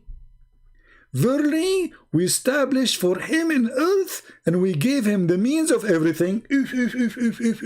This is his story now. And then, so he followed the way. What? Where is we? Where he live? Who is he? This is the story, how to start. He followed away. It's like, you know, guys, somebody asked me about Trump 3,000 years from now. And then I say to you, he have this, Mr. Trump, he used to have a Trump in his head. And then he followed away. And he found himself in Washington, D.C. At least in my story, there's Washington, D.C. Here. We never know where he go. Where does this guy go? So he followed away until he reached the sitting place of the sun. He found where the sun set. You can't be serious. I mean, you know what? I'm traveling for the last 20 years trying to find where it's at. I could not find it. And look how easy it was for Dhul Qarnayn. He kept going, driving, and then at that time they don't have driving. Come on, don't lie. Hey, Christian Prince, come on, don't fabricate things. Hello? You know, Christian the Great, he don't drive. He used to take a dragon, you know, a horse. So dragon, and then brother, he arrived where the place, where the sun, there's a place. Yeah, there's a place. That place is very, now it's known. Before it was not known. Because Dhul Qarnayn discovered it. So he arrived where the sun set. And he found it sitting in a spring of muddy water. That's deep.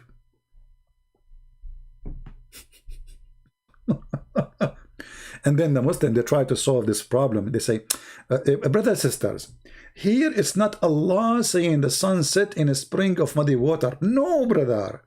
Allah saying that Dhul Qarnayn, he thought it set in a muddy, where he thought, where anyone, do you say, it says Allah is talking, it's not even Dhul Qarnayn.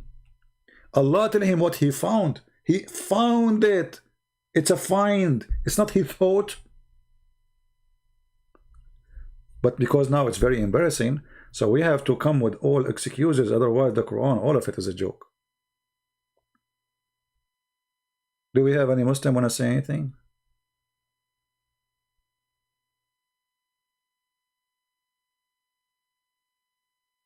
Somebody saying, Mustafa Karam, he's saying, CP, can you prove your religion to be true? My friend Mustafa, you Muslims, you prove to me that my belief is true. Do you know why? Because you're desperate trying to make me believe that my God is your God. If my religion is not true, so why you are desperate trying to say to me all the time, the same God, we worship the same God. So you see, we Christian, we say no, we don't worship the same God, which means you already in your heart, you believe that we have the true belief. Otherwise, you will not kiss my shoes asking me to believe and accept that the same God is our God. Correct, guys? It is the Muslims who chase us saying that we should believe that we have the same God. When we say no to them, no, we don't. If you think we don't have the same God, so why you are asking us, keep saying to us we believe the same, if we have the wrong belief, why you keep saying we have the same God? You see how silly those people are? Your question does not even match your belief. So when the Muslim, they say, oh, Christians, they corrupt their Bible. Okay, but then you say to them, your God is the same God as us. Stupid.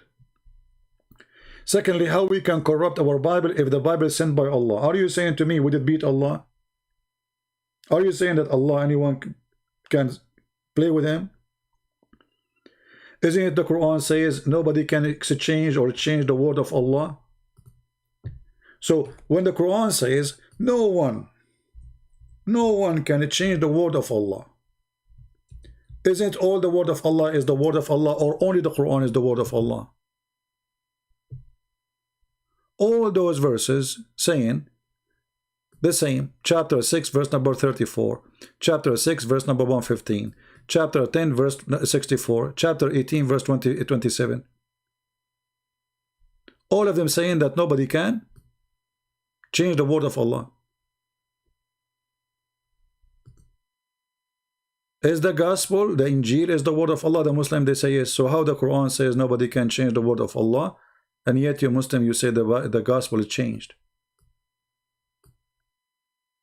No change can there be in the word of Allah. Is that a false prophecy? Did Muhammad make a poo-poo here? Did Muhammad spoke foolishness when he say this?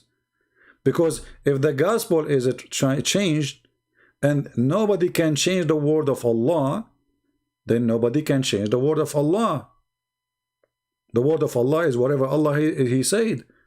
If the Torah is the word of Allah, and the Injil is the word of Allah, and the Quran is the word of Allah, that means nobody can change the word of Allah.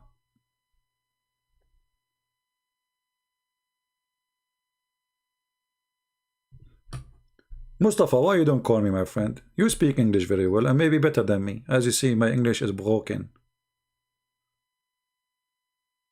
Who is a Muslim would like to call me? We just have a phone conversation with the Muslim Abdul. He's a Muhammadan, and you know, he took the highway.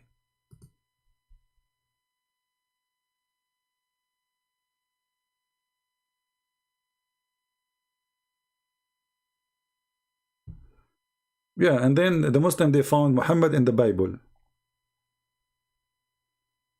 Moonlight, please don't spam the text, my friend. Even YouTube is blocking you. Guys, don't spam the text. Don't. Why you do that? Come on, don't spam. Just post it, and there's no need for 1,000 laughing things. Okay, there's hold and then standard narrative holds, whatever, you know, easy.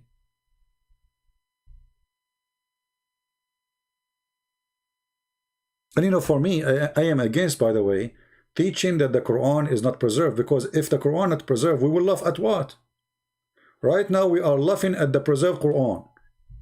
If the Muslims agree the Quran is not preserved, we will laugh at what? Look, this is preserved, brother. You see this verse, brother? It's preserved 1 billion times. I agree. Look at this, how beautiful it is. Please, don't stop believing the Quran is preserved. Because the preserved Quran is the best Quran to laugh at. Because if the Muslim, they start saying, oh, this is the Quran not preserved, then we cannot laugh at it. They will say, we told you it's not preserved. Hello?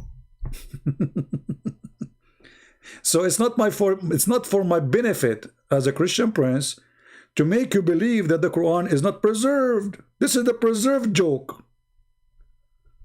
And then, brother, this guy, he changed his way. Okay, he changed direction, and then he keep going until he found where the sun rises.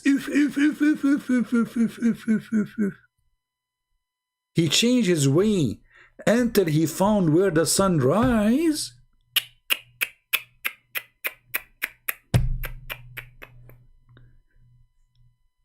I never thought that this can happen to any man. Finally, there's a man. He was able to find where the sun rises, and he found it. He found what? The sun rising on a people whom Allah provide them no shelter. The Muslim, they say this is the ozone.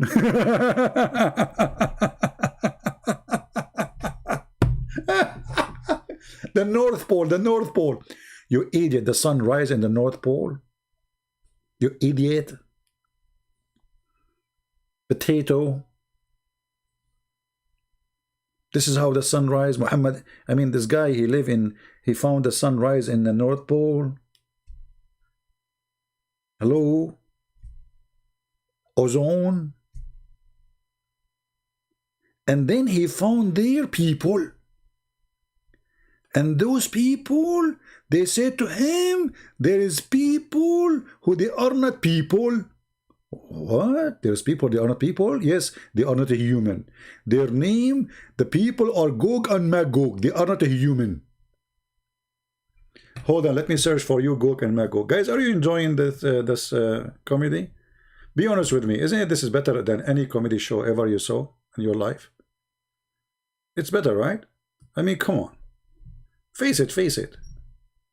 Face it or leave it. Yeah, brother. Okay, brother, okay.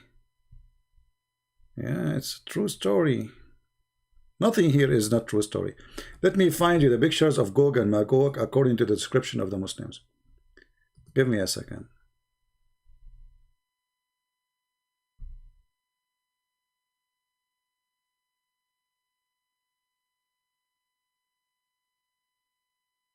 People of Gog and Magog, they are not a human. They have big ears, they sleep inside their ears like a tent. Let me see if I can find. Here we go, like the Muslims, guys. The Muslims, they got us an idea about Gog and Magog. I just searched for Gog and Magog. Look what I found.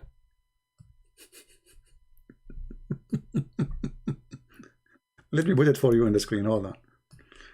I mean, the Muslims, they have a very nice imagination. Brothers and sisters, let me introduce to you the people of Gog and Magog. Ta-da-da, ta-da-da, ta-da-da. Ta-da-da, ta-da-da, ta-da-da. Gog and Magog, Gog and Magog. And the prophet, he spoke about Gog and Magog, and he said that each one of them before he die, he will have 6 until he have 1,000 baby. So those guys, the one you don't like, hello, they are very good in boom boom. 1,000 baby, each one of them. So if we are 7 billion human being, so based on this, each one of them, I mean, if they are, if we are 7 billion, they have to be 1,000 more than us, 1,000 times. So they have to be trillion, billion. Oh. Look at this one. This one is even nicer. Gog and Magog.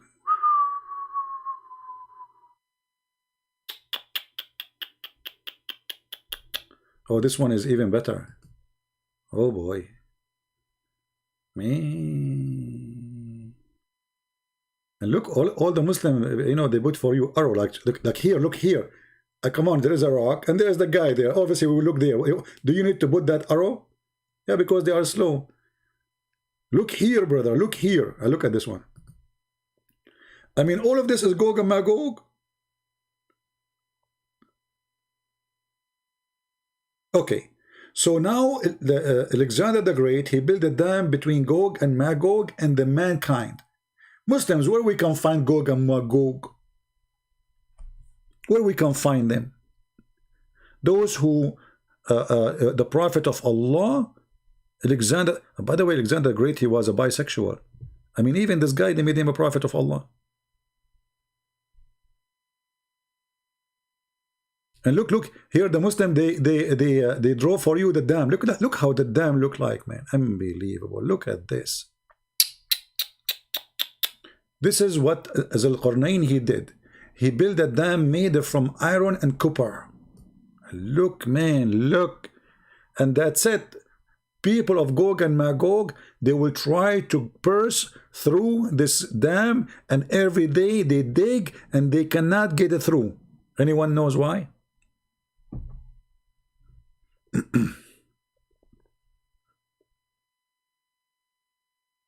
Honestly, don't you feel like you are like 7 years old kid now and you are listening to cartoon story?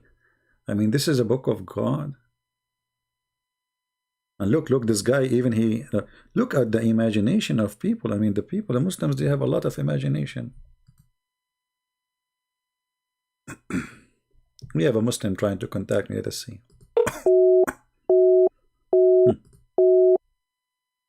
How I can contact you, and he is busy. All right. They are just trying to disturb me, you know, so I will not continue talking. It's okay.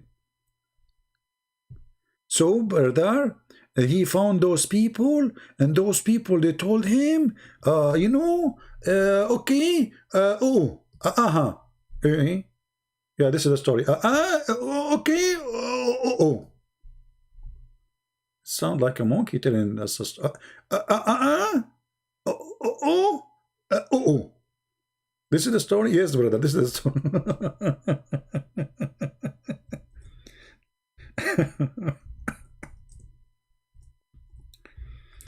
And Muhammad, he told them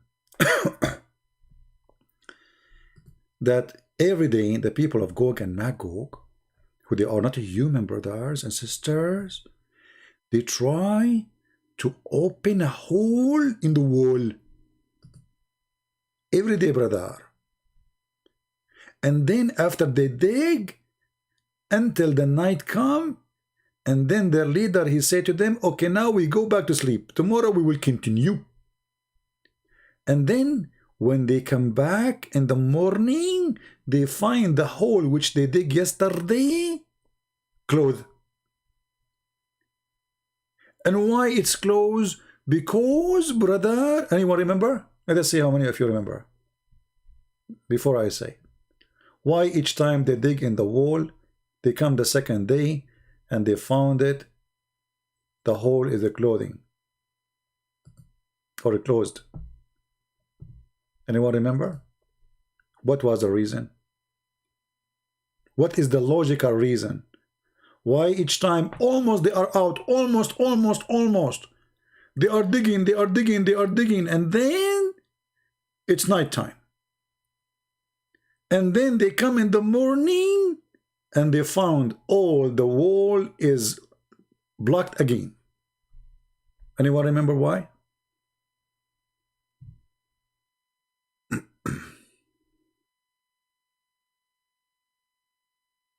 Anyone? Who knows why? All right, here we go.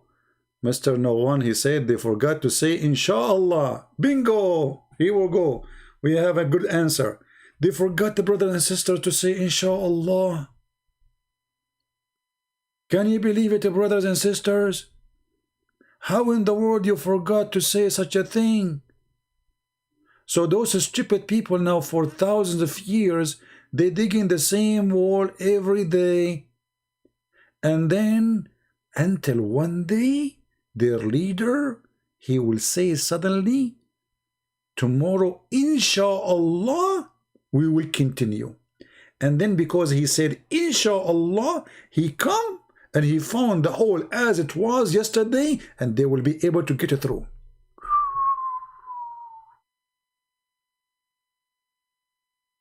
Do you see what Inshallah can do?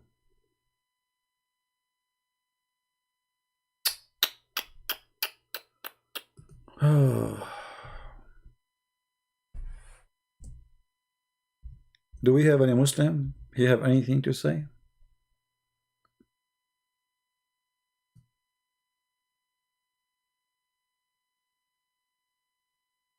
Anyone? And you know, once the Prophet, he woke up in Mecca and his head was red. And then he was saying, no God but Allah, no God but Allah, no God but Allah. You know, damn to the West, you know, so the damn to the Arab, damn to the Arab, damn to the Arab. And then he continues saying, because today, a whole opening Gog and Magog. If. Today, that was 1400 years ago, brother. Abdul Muhammad, are you sure, brother? Yes, I'm prophet. I know what I'm talking about.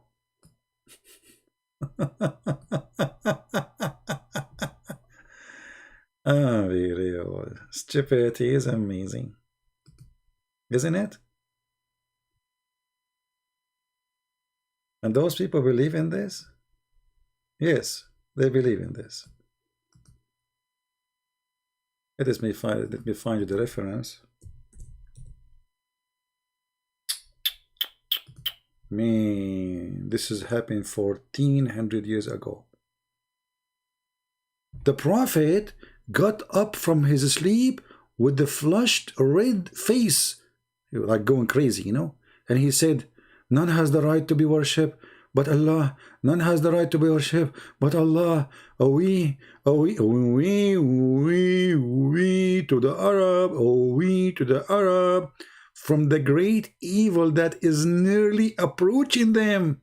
Today, this is the today news, like not yesterday, today, a gap has been made in the wall of Gog and Magog, like this. And then he opened his fingers.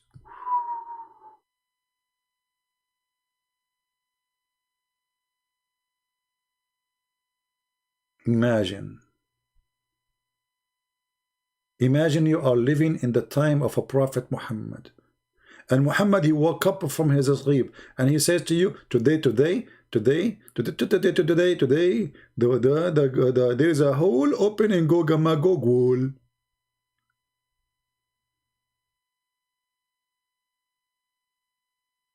It's hard to express how terrifying this news. And this was 1400 years ago. Until now, nothing happened. Nothing happened. No Gog and Magog came. But we have to be honest, the story is interesting. I mean, you get excited when you see it. You know, you cannot deny this. I mean, it doesn't matter how much you like, all of you like fiction movies. Don't be a hypocrite. I mean, come on. You know?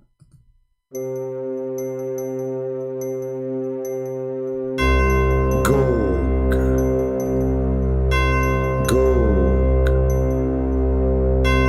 Magog, Gog and Magog.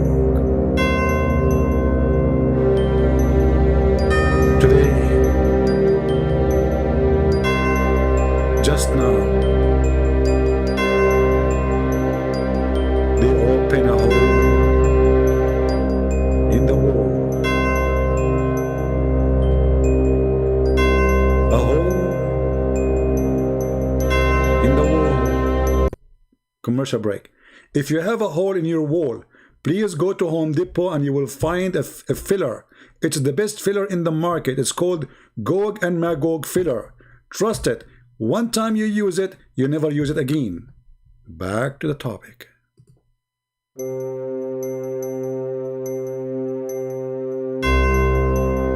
Gog and Magog. What happened in Gog, stay with Magog.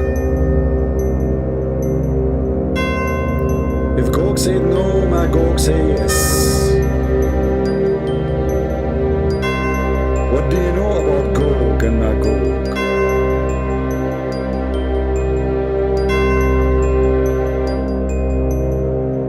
Mysterious Gog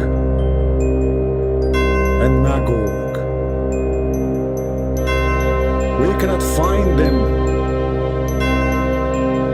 We cannot find them.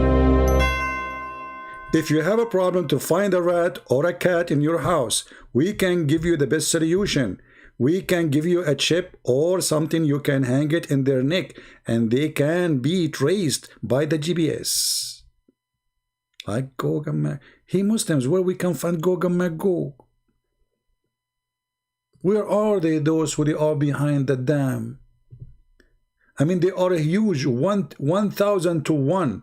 Their population is 1,000 to 1 human. So if we are 7 or 8 billions, they are 8 trillions. Where we can find them?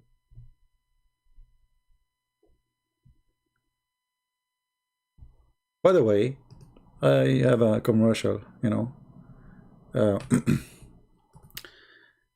special request, you know, because people, they are, you know, travel agency, they just contacted me and they heard about Gog and Magog, and they said that they found that there is they have a destination for people who like to go and Gog Magog, you know, who he. Look at this guy. The reason I cannot talk because I'm looking at this. What is that? This is Gog and Magog. I mean, what?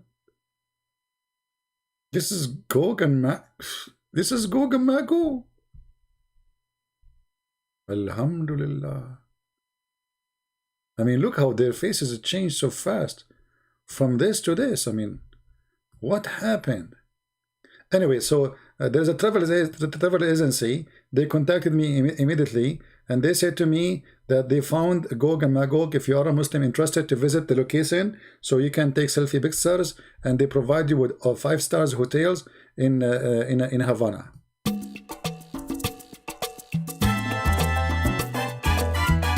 Find Gog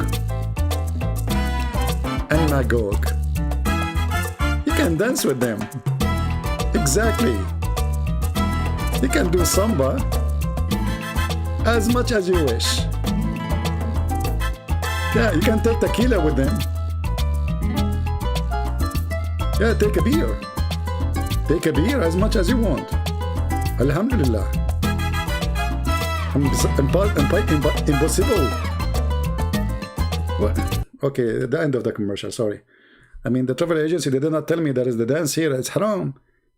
But the Muslim, they love dancing. The Muslim, they grow beard in Mecca and they go dance. They dance in Thailand. They drunk. They sleep around. But in Mecca, they are holy.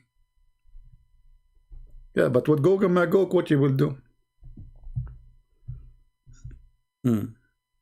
What is the believers? Do we have any believers left?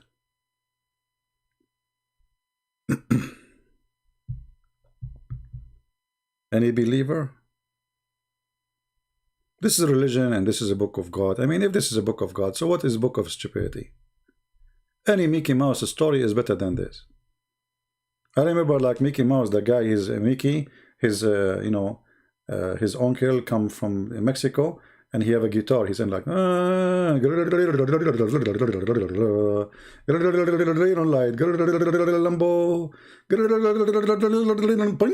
and then you know the mustache of sorry the guitar line of Mickey you know broke from his guitar, so he take it from you know the cat.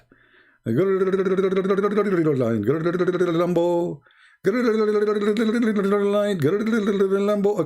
well the story of Lambo is better than Mogo Mago. It's more convincing.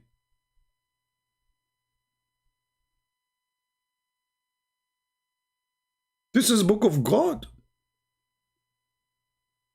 I'm truly convinced. I mean, that's it. I mean, who can deny this? And what I like about the Muslims, when they make the graphic, they put for you an arrow, like, okay, this is Gog. So this is Ya'gog. Okay? Maybe you did not notice. They are making you see that this is Ya'gog, and the other one is Magog.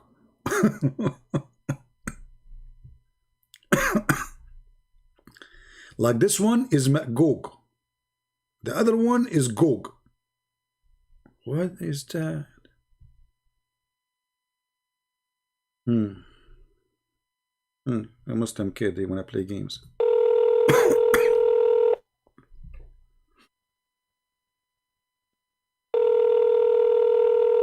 Let us see.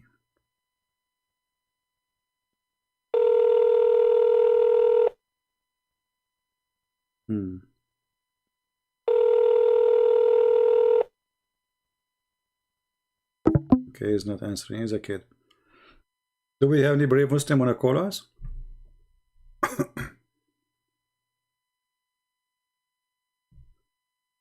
Gog and Magog. La la la la la.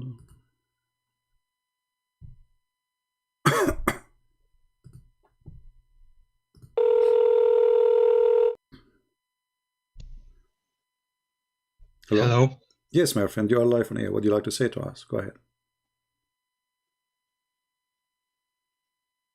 Hello? Hello. Yes, we hear you. You are live on air. What do you like to say to us? You are a Muslim, right?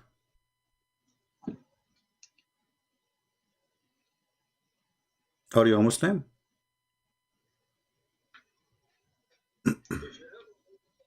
Hello?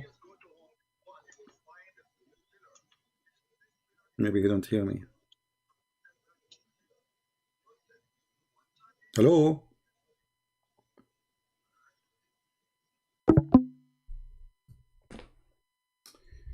You need to fix his mic, maybe. I mean his speakers.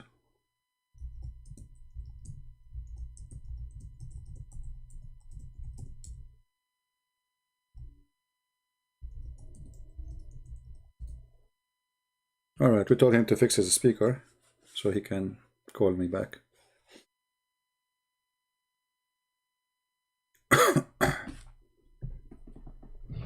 And supposedly I will not stay long. You believe it? Did I say to you guys before I go live, I will not stay long? Yeah. Did I say my throat is hurting me? Okay.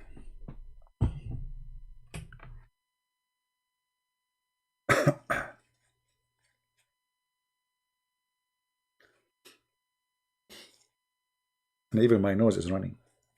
I mean, English is funny, man. I mean, how in the world the English people, they come with this? His nose is running. I mean, Gog and Magog's story is more acceptable from a running nose. How your nose can run? And you say Muhammad only have stupid stories. Here we go. This English. His nose is running. First time I heard it, like, his nose is running. But his nose is there. No, like I was speaking on the phone, he said to me, but my nose is running.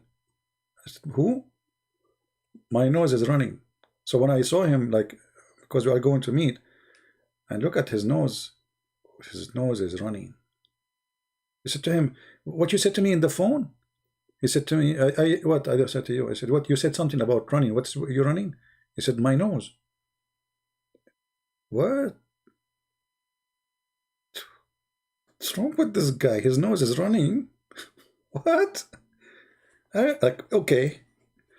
I could not ask him because I didn't know what to say. I mean, his nose is there, and this guy keeps saying his nose is running. Hello? Can you hear me now? Yeah, I do hear you. Go ahead. I hear you actually, but you did not hear me first time. Go ahead. You are a Muslim, Oh, right? yeah, I changed my... You are a Muslim, Yes, correct? sir. Okay, what do you like to say to us? Go ahead. Yes. I'm just watching your videos all this time, and all the time you're spreading lies about Islam. Lies. Like what? A Gog and Magog? Lies. Is Gog and Magog a lie? All the time lying. You know Quran is most perfect book ever. Okay, tell me about You know Gog. the Bible. No problem. Tell me The about Bible Gog. was written 300 years after Jesus, even when they said he died. Okay. What proof do you have? Where is the first Bible? Where is the second Bible? Where is the third Bible? Where is the fourth Bible? We don't even have a full copy before 400 or 500 years after Jesus died. Well, let us. So how can you say Quran is not preserved? Let us go Quran with is this. not. Okay, do you have a full copy of the whole Quran before the first 4 centuries?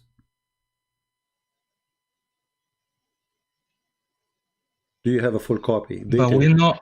Do you have a full copy? You see, I'm going with you now. Do you have a full copy dated to before the 4th century?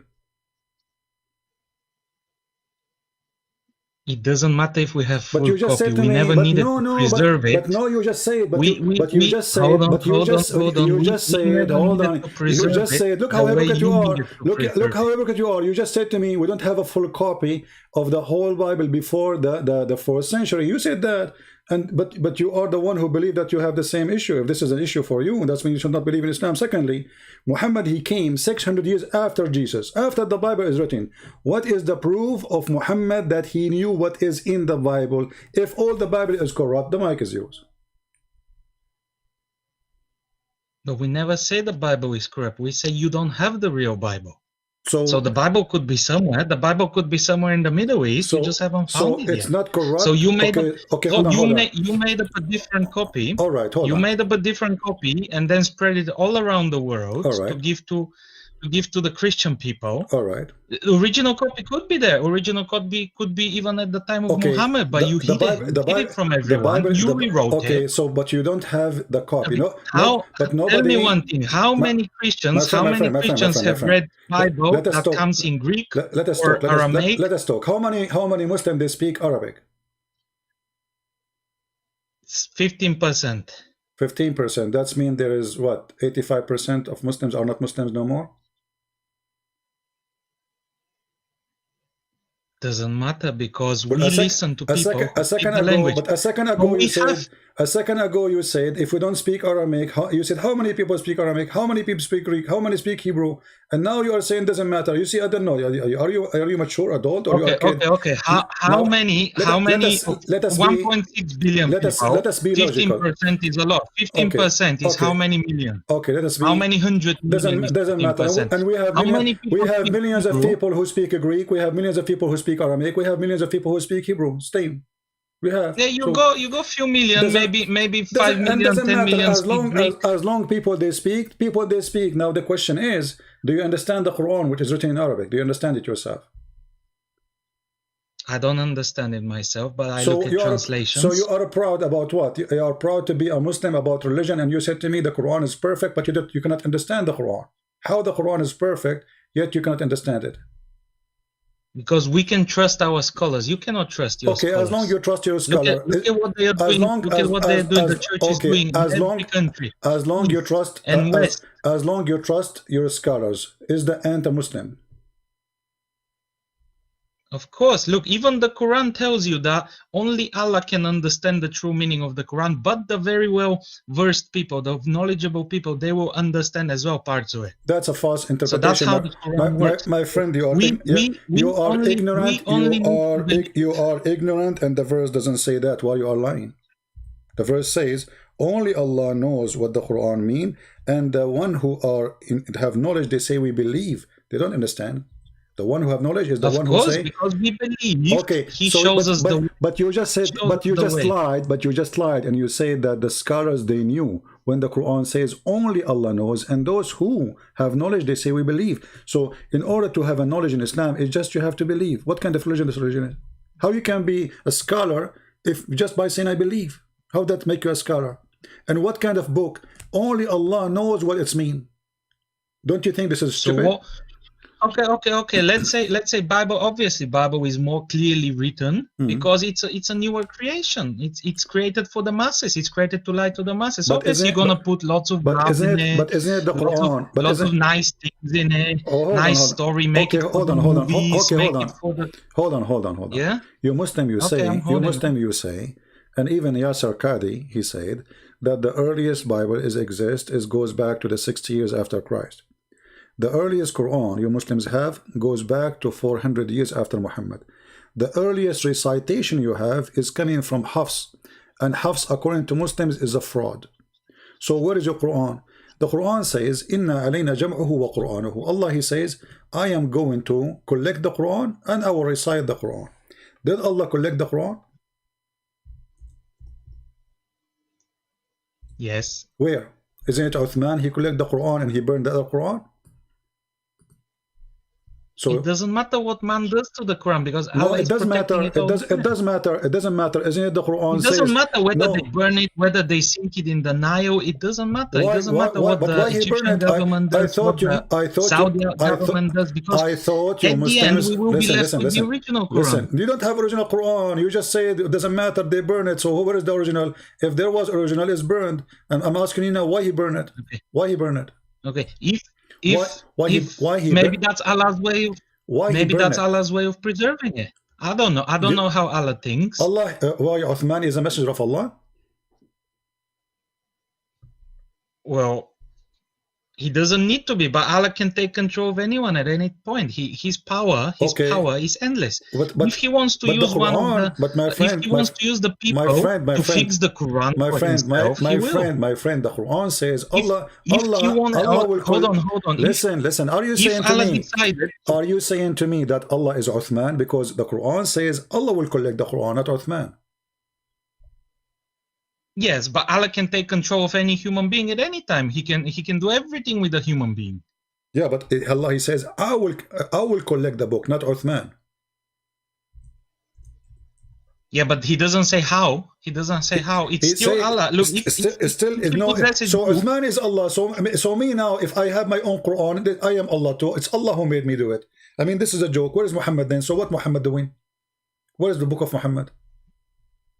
Look, let me tell you one thing. Hmm. If Allah decides to preserve the Quran, it doesn't matter how. This could be any method He can use. Even the Egyptian, when the Egyptian government was fixing the Quran, how do you know that's the Egyptian government? That's probably Allah using the people to pick the right recitation. So how much? 95% of the world use Hafs? Okay, let me Yes. ask. So that means almost everyone, apart from few regions, use Hafs. So that means Allah has managed to preserve the copy He wanted to preserve. How He preserved? No, Hafs is not really the copy He preserved. This is the copy printed by the oil of Saudi Arabia. Before that, nobody used Hafs recitation. Yes, but how do you know? How do you know that's not Allah's way of preserving? Because before it was most popular, like Warish, other reading of the Quran. It's not Hafs, but because this is what was more popular in Saudi Arabia, and the government of Saudi Arabia is the one who published this. It is published. Same time, let me ask you. Do Allah allow people to write the books by their hands?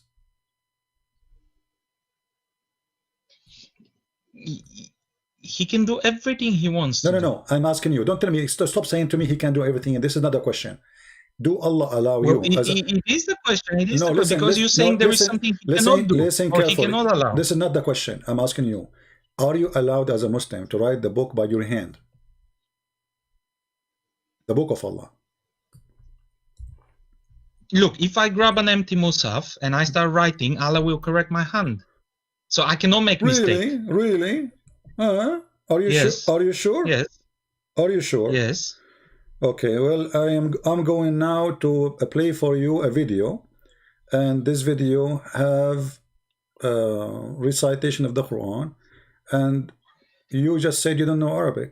So how you can correct it? How Allah can correct it? How Allah can correct you? You don't know even Arabic. I don't need to know it. If Allah takes control of my hand when I'm writing, He will fix it, isn't it? Okay, did Allah? It's as simple as that. Did Allah take control of Muhammad writing? He took control of what he was saying, isn't it? Okay, that's wonderful. So the one who took control of Muhammad of what he is saying is Allah. So when Muhammad he bowed down and he recited the satanic verses, was Allah in control or Shaitan? No, but He fixed it. Allah was not in control of Muhammad all the time. Obviously, he only needed to take control when he was reciting verses. Okay, so that's mean Allah and Muhammad, they are, sorry, Shaitan and Allah controlling Muhammad, and you agreed. Yes, but Okay. look at the story. No, hold on. Let me finish this point. You started a very good point, Okay, brother. let me ask you. You started a very good Muhammad, point. Hold on. Muhammad, hold on. No, I want to finish this one. You just said a very important thing. That's why I want to. You will have time. Don't worry. We are just having a nice conversation. Yeah. Thank you for calling me. By the way, you are a nice guy. So listen. So as long as you agree that Muhammad is controlled by Allah and Shaitan, but Muhammad received his command from who? From Shaitan or from Allah? Well, look, he received commands from both, yeah, but Allah being the more powerful, Allah being more powerful, He fixed the rest, isn't it? Same as Jesus. When Jesus was tempted by the devil, God helped him resist that, isn't it? That's part of the. It's even in the Bible today. No, that's not true. The devil, he could not. You see, when it says tempt, he tried, but he did not tempt him. He did not fail. So how do you know he did not take control of Jesus? If you guys can correct the Bible later at any time, how do you know? Okay, don't play games now. You can. I can say the same to you. You can correct any time. And look at me. I have a hadith in front of me. It says, "You're a prophet." He said that Shaitan, he command him to do good. What do you say about that? It's in front of you on the screen. Hold on, let me go through that. There is none among you whom is not an attaché from. They said, Allah messenger with you too. Thereupon he said, yes, but Allah helps me against him, and so I am safe from his hands. He does not command me, but for good. What do you think? Shaitan, he command Muhammad good command. The devil. Obviously, Shaitan, he did not command him because Allah fixed it. No. If you read the Stop story, saying, Allah my fixed friend, it. what's your name? What's your name? No. What's your name? What's your name? What's your name? I don't want to reveal my name, but if the satanic verses give me a name to call you by, whatever your name. Just give me a name. Give me a name. Call me anything you would like. Muhammad. I know Okay, you Muhammad, love okay. to use Okay, Abdul. listen, You love to Muhammad. use No, Abdul I'm all not the going time. to call you Abdul. You know, you look like you are more educated than normal Abdul. And now, Okay. yeah, you know, you are very educated. I can tell. My friend, you don't even know how to read. It says he command me, but to do good. So not Allah fix it. Like the shaitan is commanding him still. Muhammad describing the command of shaitan as a good command. So why you are saying Allah he fix it? What's wrong with you? Don't you know how to read? Did Muhammad say what you are saying, or you are fabricating things? He said, so, but he does not command me, but for good. So Muhammad saying that shaitan is a good person, and he obey his command, and his command is good. Muhammad here is admitting that shaitan... No. Look what it says. Look what it says. But he does not command me, but for good. So anything that's bad, he cannot command him because Allah helps him. Okay, but if it's anything good comes out of it, if anything good comes out of it, okay, so shaitan, obviously, shaitan, he give only good command to Muhammad. Like what? Give me an example. How shaitan? How you call him devil? And yet he give good command. Explain to me. I want to learn from this about you, about Islam. Go ahead. He's the devil. The devil, he do give good command since when? Does he have to? Is there anywhere where it's specified that he does only bad things? Yeah, well, hold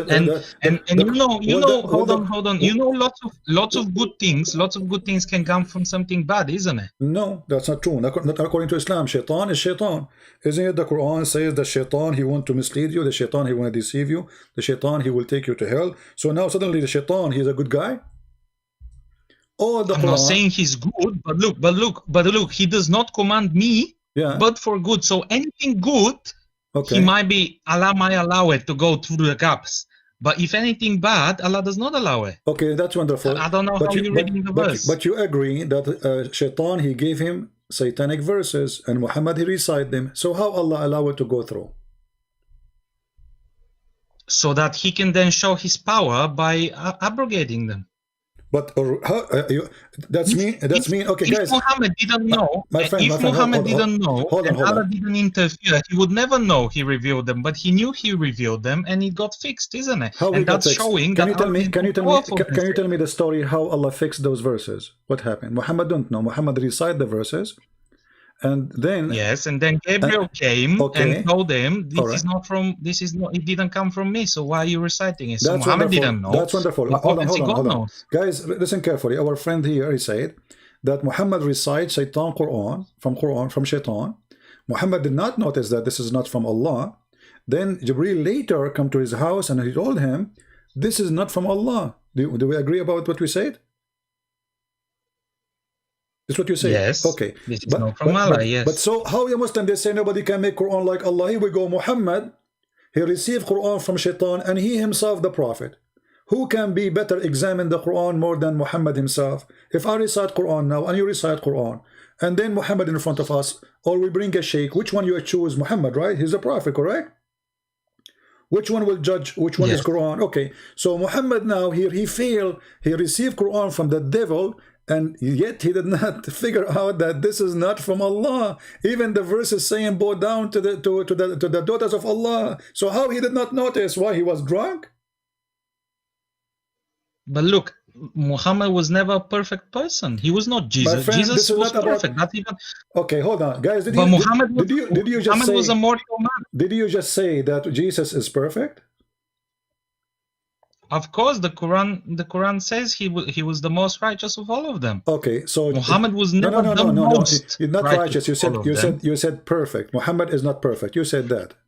Jesus is perfect. Yes, that's correct. Okay, he was a man. If there is any man is perfect.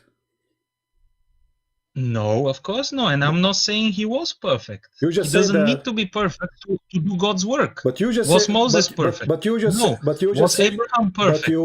But you just said that he is perfect. Everybody heard you. You said that. Of course. Okay. Even Allah says He made Jesus. Okay. He was the most righteous of all of them. He was the most perfect. He never sinned. So when you say He's perfect, He's perfect. There's no so either perfect or not perfect. So Muhammad is not perfect. Jesus is perfect. Wonderful. Muhammad received satanic verses, and that you are saying because he is not perfect, he did not notice that he was praying to the daughters of the devil, and because he's not perfect, he bowed down to them. And because he's not perfect, he still went home and did not notice. And because he's not perfect, still he need the angel to come and tell him. And because he's not perfect, Allah after that, he need to fix the Quran. Hold on. If we go now in the Quran to the chapter we are talking about, the chapter of satanic verses, chapter 22, you will see here it says that Allah is going to take off what shaitan he threw. Do you agree with this? Allah will take it off? Okay. How we knew that this verse itself is from Allah, not from shaitan? If shaitan was able to throw Quran already in Muhammad, and Muhammad did not notice, how we knew that this verse itself is not from shaitan saying, don't worry Muhammad, I will give you more, don't worry about shaitan giving you things, I am Allah, I will take it away. How we knew that this verse is not from shaitan? Because already we agreed that Muhammad received from shaitan, and he don't notice. So shaitan, he can do it again and again and again and again. If he was able to do it once. No, but you're doing mental gymnastics at the moment, because you're saying, oh, how do we know the whole Quran was not the devil's work? Well, it wasn't, because we know this. How?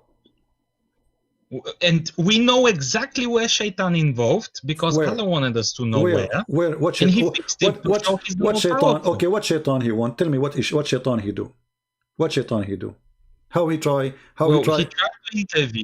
He managed to get a few words in, and then Gabriel came and fixed it. No. By Allah's will. What was when shaitan intervened with a human being in general? What he tried to do? Like what he do? I mean, what he promised you? How he can tempt you? What he do? Well, he always tries to take them off the righteous path. Okay, was Muhammad a righteous man? He tries to be. Okay, was Muhammad a righteous man when he went to his own son's wife and he flirted with her in her house when she is married? Did he flirt though? Does anyone say he flirted with her, or does it say that she liked him, thus she wanted to marry him? No, it says that he said to her, Subhanallah mu'alliful qulub, praise be to Allah, the one who flipped my heart for you. And he said that loudly so she can hear it. Is that a good man? He go to the house. All right, show me the hadith. Let's go. Let's show me the hadith. Let's read it carefully. All right, let us see.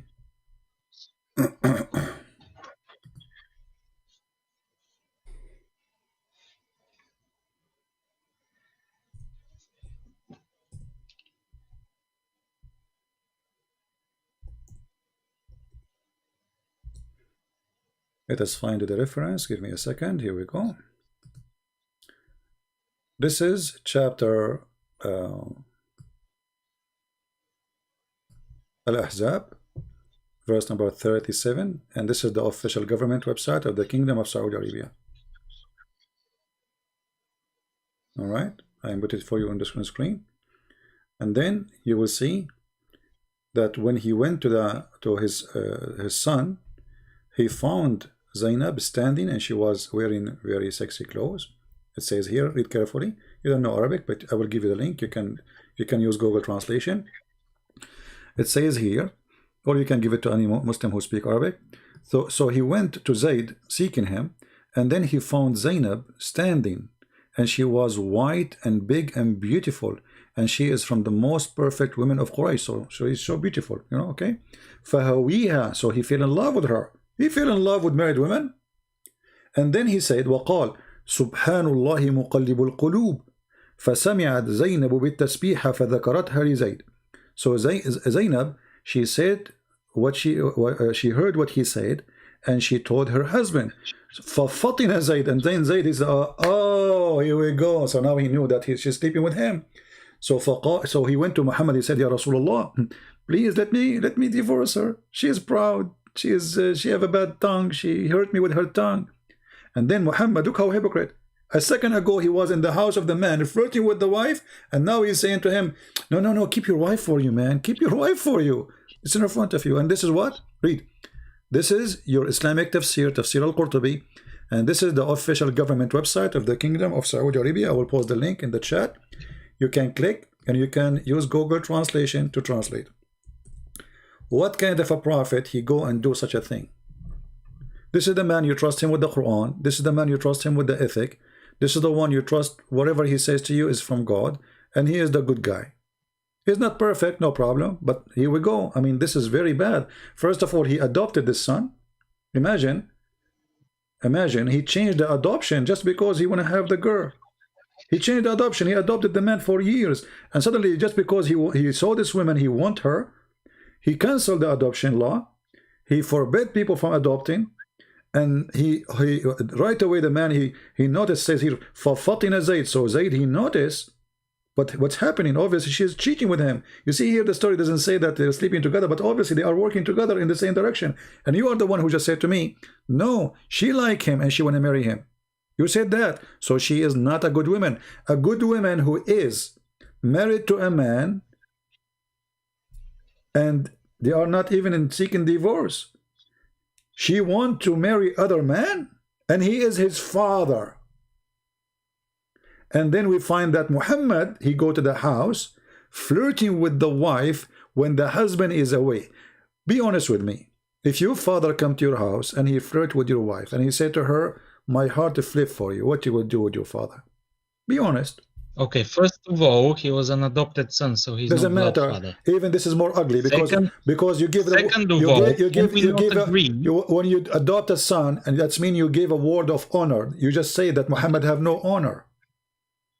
You just say that. Okay. Because if I adopt, can we not agree? Can we not hold on? Can we not agree that God, if He wills, He can use horrible men with bad flaws to do His will? So you are saying, and He always has. So you are saying Muhammad, Moses was not perfect. So you are saying Muhammad all of the previous prophets were not perfect.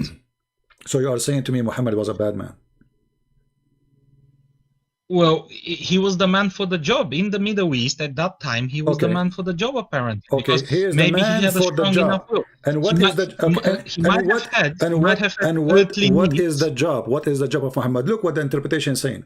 And if the prophet, his eyes fall into a woman, her husband must divorce her so he can have her immediately. Yeah.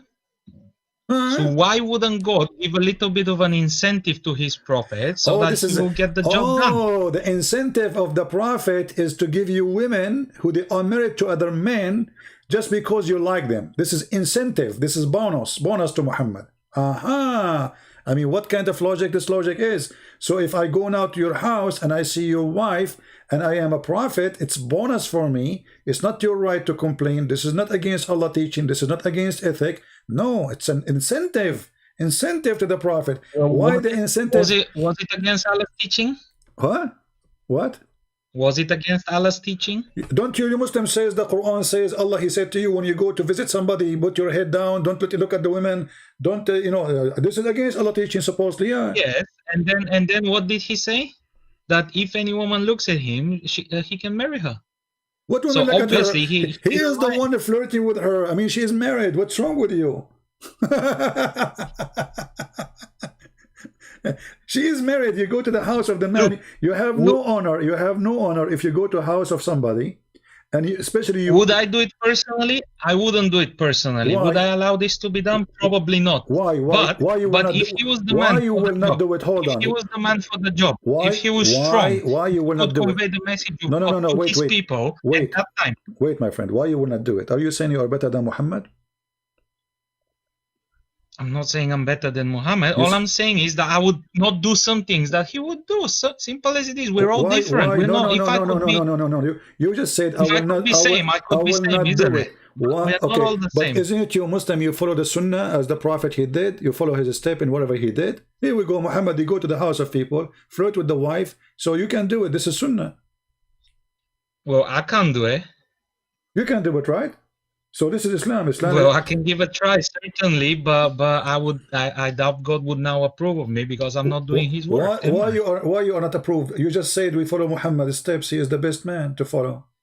Look, you have to understand that that time in the Middle East was a very violent and hard My time. friend, what does have to do with So, what needed a very does have to strong do prophet. what does have to do with violent now? The man, he is his son, they are not in war, he go to the house. Because he wasn't. Okay, and what All kind I'm saying is and he what kind wasn't of God perfect. and what He's a kind man. of what kind of God he had says? desire. Okay, hold on. You see, you Muslims, you jump from a place to a place to a place, and it's English. So you agree that Muhammad is a bad person. That's a wonderful news. I want to I ask don't you. agree he's a bad person. I agree he has a humanly needs, Mhm. and they might be different than your humanly needs. So if but he's got his own. so now humanly I have needs. a human need. So if I see a woman, I'll rape her. I say I have a human needs, right? Is that okay, right? Well, obviously not, because that's forbidden. No, it's not forbidden. Where it says it's forbidden for Islam to rape? Show me the verse in the Quran. Okay, hold on. I will give you 10 years. Actually, I will show you where it says you can rape.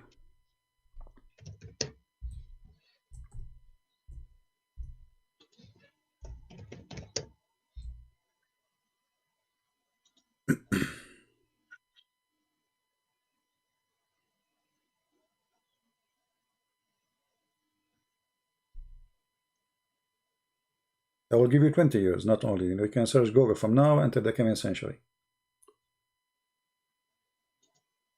No, there is a verse. I just forgot which verse it is no, that shows which women are permitted. No. Take your Which time. Here we go. women are permitted to you? No. I will wait for you. Here we go. Search Google. I will give you 10,000 years. Show me the verse about rape. Go ahead. I want to learn from you. Google is very fast, my friend. Search verse about rape in the Quran.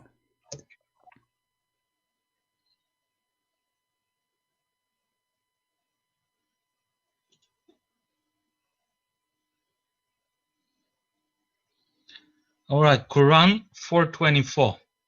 424. And also prohibited to you are all married women except those your right hand possess. This is a decree of Allah upon you, and lawful to you are all others beyond these, provided that you seek them in marriage with gifts from your property. That's not rape. This is the verse. Actually, how is that rape? This is the verse. I have it on the screen ready for you to show you the rape, because it says forbidden for you married women except. So you can rape women who they are married. Do you know how to read? It says, okay, okay. It says forbidden for you women already married except except who? Except married women. Who they are? Your right hand possess. Except those whom your right hand possess. Exactly. Okay. How many women does your right hand possess? How many women does my hand possess? None. In the time of Muhammad, he have hundreds. This is not the topic now. You see, you are playing. Are you a kid? Are you a man or adult or a kid?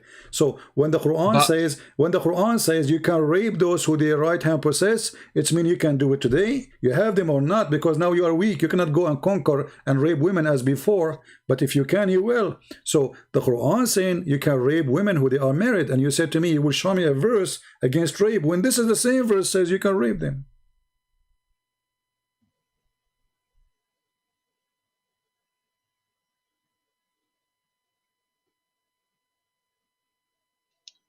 Well, look, because the Quran has built a better world, and that's Allah's plan for us. This is better world? We don't no longer possess any women. How this is better world? No, you do. This is an order for you, but now you cannot do it because you are weak. If the Muslims are the most powerful country in the world, you will do it. Not long time ago. If we're all the most powerful, there would be peace all around the world. Exactly. Because we would all follow this. Exactly. Peace. Everybody will be killed. The women, they will be raped like ISIS, right? Peace. By the way, I don't know, you speak about peace, you say if we have a peace. Isn't it the Quran forbid you from having peace? Well, if the whole world is Muslim, obviously we will have peace. So you will keep killing until nobody left not a Muslim, and then you will have peace, correct? Yeah, but why do we need to kill if we can just convince people? We can just convince people that this is the truth. You just said if all the world become Muslim, then we need to not to kill, my friend. And nobody's convinced. People are loving Islam. And let me ask you, we just mentioned a second ago about Muhammad having sex and Muhammad going after women. Is that Muhammad or Allah making Muhammad having sex with women illegal way? Who is the one who made us do adultery? Is it shaitan or Allah? Why would we do adultery? If He didn't sleep with them before he was I'm married asking to you, them. no, hold on. No, he did. He did it with Mary the Copt. He did with Sophia. He did with man. He can count for you endless numbers. Now, I'm asking you. Look, Who you is the can one? find many fake hadiths. No, not fake We know hadith. about the hadiths Not that fake Christians hadith. Not produced fake and they hadith. sleep Abdul, between. Abdul, listen. If you want to talk to me, either you speak with your brain is open, or don't call me, because when you say fake hadith, you have to prove it. So are you challenging me now to show you a hadith which nobody can prove that it's fake? Is that a challenge? You cannot do that. I will show you from al-Bukhari. We show you from Sahih Muslim. So stop playing this game. I'm asking you now a question. When a person do adultery, who is the one who make him do adultery? Allah or shaitan? Shaitan. Thank you very much. Guys, did you hear him? Shaitan. The hadith says that Allah is the one who make you adultery, and you just admitted that shaitan is Allah. Read for me, and this is a very sahih hadith. It says here, you read it, you know, your English is better than mine. Go ahead. Okay, put it on the screen. It's a little bit off screen, please. It is in the screen.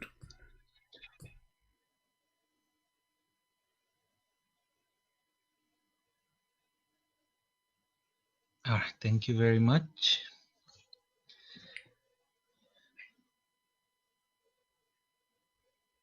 Go read, I want to hear it. Hadith is like Verily, Allah has fixed the very portion of adultery, which a man will indulge in, and which he of necessity must commit. The adultery of the eye is the lustful look, and the adultery of the tongue is the licentious speech, the heart desires and yearns, which the parts may or may not put into effect. Okay, so what do you understand from that? I'm listening, go ahead. The men need to feel the necessity to do bad things, but Allah has fixed it. What fix it? No, it says, you see, I don't know, like, are you playing dumb now? Are you playing like you don't know English no more? It says, verily Allah has fixed the very portion of adultery. Who is the one who fixed the very portion of adultery, which a man he will indulge in? Who is the one who decide to you how much adultery you will do? Give me the name. Who is the one who decide how much adultery you will do? No, but obviously Shaitan is not fixing adultery. He's making people do it. This is not the question. You see, don't play. I don't have time for kids talk. I'm not a kid. I don't know how old are you. Be honest with me. Does it say Allah is the one who fixed the very portion of adultery, which means who is the one who decide how much adultery I do, you do, he do, she do? Does it say it is Allah who decide how much adultery we do for each one of us? Yes or no? Yes. Okay, but a second ago you said to me, Shaitan do that. So Allah is Shaitan. Because the one who made me do adultery is not Shaitan. It's Allah. When I asked you who is the one who make you do that, you said Shaitan without hesitation. Okay, now we find out that this is not from Shaitan. Shaitan is a good guy. He's a victim. Shaitan never do that. Allah is the real Shaitan in Islam. He is the one who made you do adultery, and he is the one who make you to do it as a must. You don't even have a choice to do or not.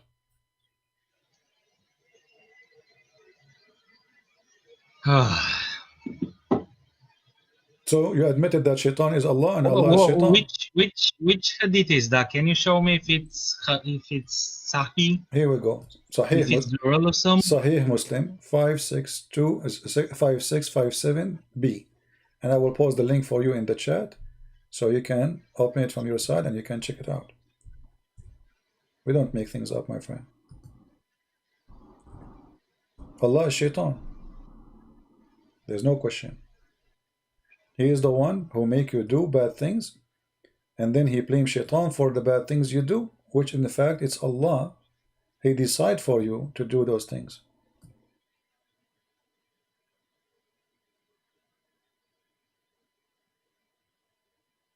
I advise you to leave Islam, my friend. You are worshipping Satan.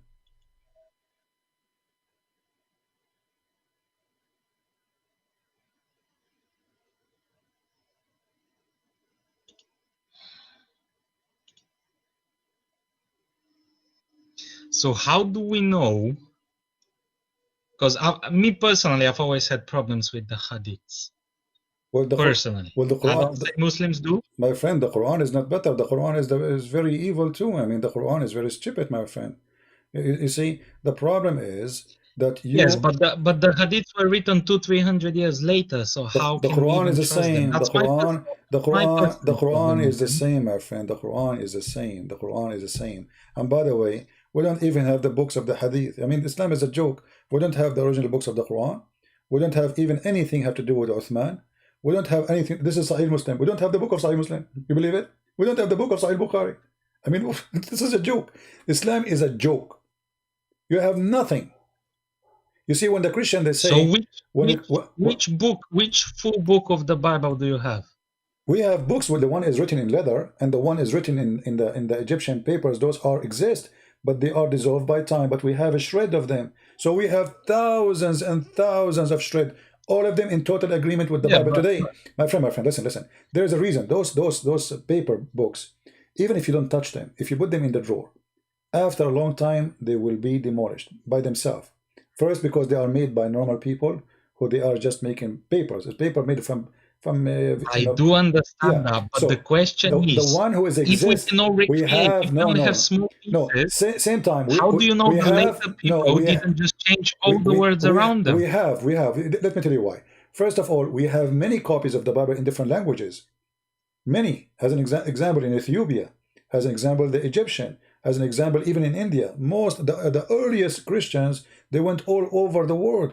At the same time, we have art preserve the story of the Bible, which go back to the time of Jesus, when Christians, they were going under the ground and they were doing mosaic and art to preserve the crucifixion of Jesus, the verses in the Greek language or in Hebrew. Until now, we found them go back all the time to the time of Jesus. In the same time, when we question the Quran, I don't care really if it's preserved or not. The Quran is a stupid book. You see, I just told them before, I don't know if you were listening, I said, I don't want the Muslim to believe the Quran not preserved, because this is not for my benefit. If the Quran is preserved and it's a stupid book, that's for my benefit, that's it. The Quran is preserved, so you have no excuse to say, oh, somebody play with it. So when the Quran said the sun set in murky water, do you have an excuse? You say the Hadith, I don't trust the Hadith much, but what about the Quran? Before you call me, you heard me speaking about Gog and Magog. Who in the world want to believe such a story? This is Quran. This is not Hadith. And you keep saying to me the Quran preserved. How in the world you in the year 2020, I don't know what is your education, believe that there is a man, his name is Dhul Qurnayn. He got his first horn because he went to his people to make them to believe in Islam. They hit him in the hammer, in his head.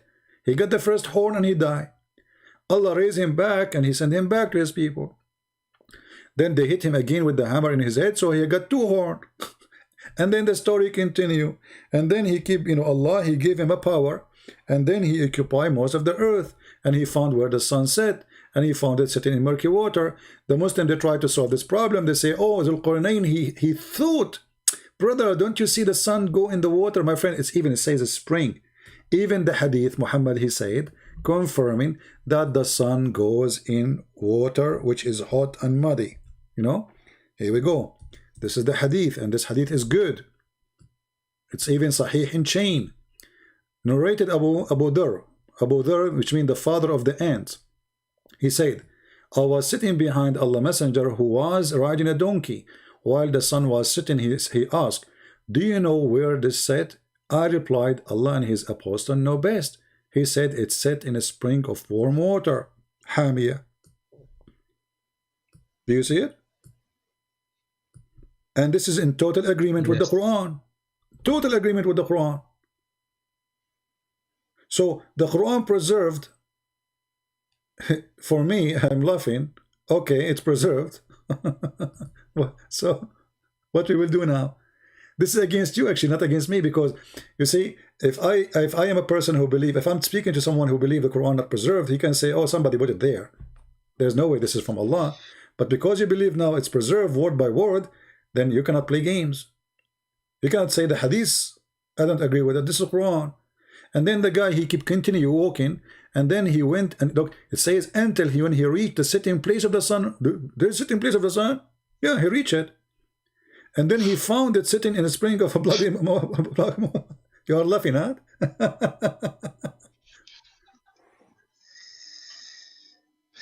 You got me here, to be honest. It's a difficult book to defend. Yeah. But maybe I need more knowledge. My Maybe friend, I'm the knowledge in deficient front of you, knowledge. I'm helping you. I mean, you see, everything I'm saying to you, it's in the front of you on the screen. This is your Muslim translation. This is your Quran. You are my witness. This is not my website. I have nothing to do with it. How this can be from God? If I am you, I will leave. This is, you know, my friend, you're smarter than this. This is not even good for kids. This is not good for cartoon. And then he go, and then what? You know, he found it in the muddy water, and then he continue, and then he changed his direction, and he followed another way in verse number 89, and then until when he came to the rising place of the sun. What is that? The sun rise everywhere. You don't need to go anywhere. Just stay home.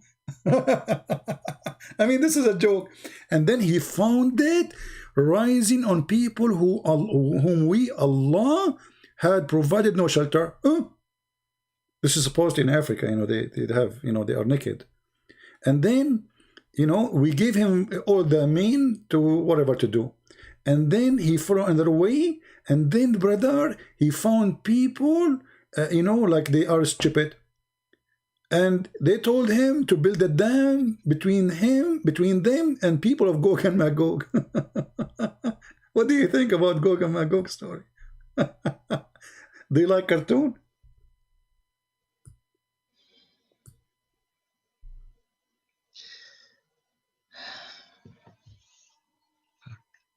Remember, the Quran is preserved. You are the one who said that to me. This is the preserved story of Allah. Okay, so if it's not preserved, what do we do? What do I do? No, it's not. Because Bible is not preserved either. No, my friend. This is a joke to say that the Christian, they did not preserve the Bible. Why they want to do that? I mean, somebody believe from his heart in God. I will not say the Muslim would do that. I will not say the Hindu would. This is stupid even claim. I mean, a guy is a Hindu. Why he want to change his book? This is stupid. I mean, this is not even. This is the most stupid thing. A person who is a believer, he will not do that. And if a Christian, he agreed to do that. You see, you mentioned to me that the Christian, they have a conference to meet to discuss heretic, right? So here we go. They stand. But even hold on. Even the Jews don't agree with the Christians. Here we go. So what? No. The Jews agreeing. The 12 disciples of Jesus, they were Jews, my friend. They were not Hindus. They were not Arab. They were not the Christians. They were Jews. So you are wrong. So the first one who believed in Jesus was the Jews, no one else. We learn about Jesus from the Jews. Why don't Jews today believe in Jesus? Who said the majority of them already Christians? What is left of the Jews is not even 20 millions. After 2,000 years, there's only 20 millions. What happened? Simply because the majority became Christians. What is left is the minority, not the majority. So no, but there were more. Obviously, Hitler killed a lot of them. Other people killed a lot of them. No, everybody, no problem. I mean, a lot of people died from the Jews, yes. But in the same time, the majority already are Christians. Same time, my friend. It's not logical to say to anyone. It's not logical for me even to say to a Muslim, you are playing with your book. Because if he is a believer, he will not do that. No, nobody will do that. It doesn't matter what religion is. A person who's a Hindu, he have a scriptures, he believe it's holy. Why you want to do that? This is a stupid argument. So don't go there. This is in the front of us. No, but maybe the Roman Empire needed a book. My friend, they cannot, because not all the Christians under the Roman Empire. Christians are spread all over. Ethiopia is not under the Roman Empire, you know. And then the Roman Empire, they shrink, and the Roman Empire die. It doesn't exist no more. So why people want to do that? And nobody was able to hide one copy. I mean, this is a joke. All languages, you know, we believe, even in the books of Tafsir, it says that the disciple of Jesus, when Jesus told them to go and preach and teach, they said to him, well, how we will teach? We don't speak the last languages. So Allah, according to the Muslim interpretation, when they wake up in the morning, each one of them, he found himself speaking different language. So if the Greek book corrupt, okay, what about the Ethiopian book? What about the Coptic book? What about the Indian book? What about the Persian book? Yeah, but you don't have many my of friend, those. My friend, you are running away from what is in front of you. This is the whole thing. You just admitted that this is stupid. Correct? You admitted this is stupid. Or maybe we don't understand it the way it's meant to be. No, my friend, it's in the front of you. They want to play game, it's up to you. You know, it's about you, not about me, my friend. I don't care if you want to say whatever you want to say. But this is not we don't understand. It's very simple. Gog and Magog, he built a dam between us and them. And then your prophet, he described that those, they try to go out of the bridge, out of the dam, and then he woke up in the morning, he said, today there is people who people of Gog and Magog, they were able to like this in the wall, we to Allah, to the Arab, for today a little tiny hole open. So this is, it's explained already. It's explained. It's not a choice to say, oh, maybe we don't understand it, because Muhammad, he mentioned it even in the hadith, and those hadith are accurate, sahih. So what we will do with it? Read it. Abu Hurairah said, Allah Apostle,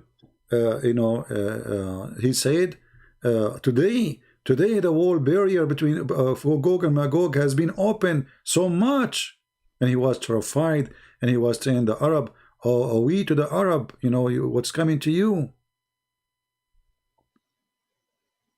All those hadith are sahih. See, Sahih al-Bukhari. He woke up in the morning, his face is red, he's terrified. He was saying, La ilaha illallah, la ilaha illallah, la ilaha illallah. And then they said to him, what's happening? He said, the great evil happened. Today, a gap has been opened, and he made a space between his hand about how big it is, of people of Gog and Magog. And those are 1,000 to 1, which means if we are 7 billions, the Gog and Magog, they are 7 trillions. So where are they? Where is this dam? And who in the world would believe in such a story? He built a dam, they can go around the dam. I mean, the earth. But that's like asking where is the Garden of Eden? No, because those are people in earth. They are in the earth. Those are not in the sky. So where was the Garden of Eden according to the Bible? It was on earth. It wasn't in space. What?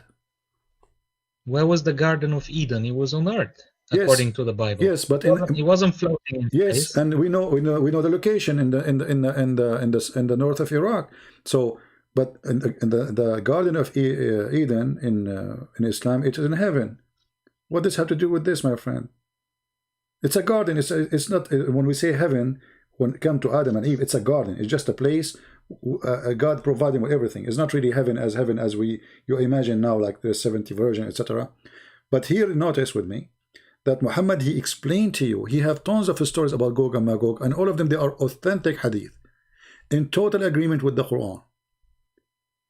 How you today, and you said, you just agreed that this is stupid, this is not right, you got me here, this is what you said. How you want to stay as a Muslim with this? What is this? All of those stories, look how many.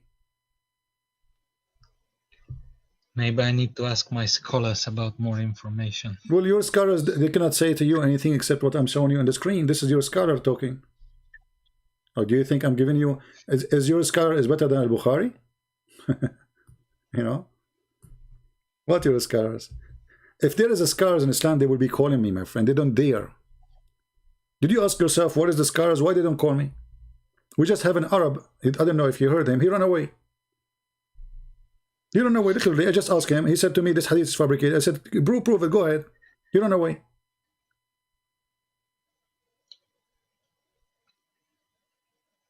So what about the prophecy of Muhammad in the Bible? He's prophesied by Jesus. My friend. I mean, you Muslims are really crazy. A second ago, you are saying to me it's corrupted. The book is corrupted. And now you find him in the Bible. So if the Bible is corrupted, that means the prophecy is corrupted. Secondly, all those you call them prophecy are not true. Actually, the opposite. It says, like, I mean, it is really stupid. Did you even read what the Muslim, they say to you? Go and check the verses yourself. Read few verses before, few verses after. You will die laughing.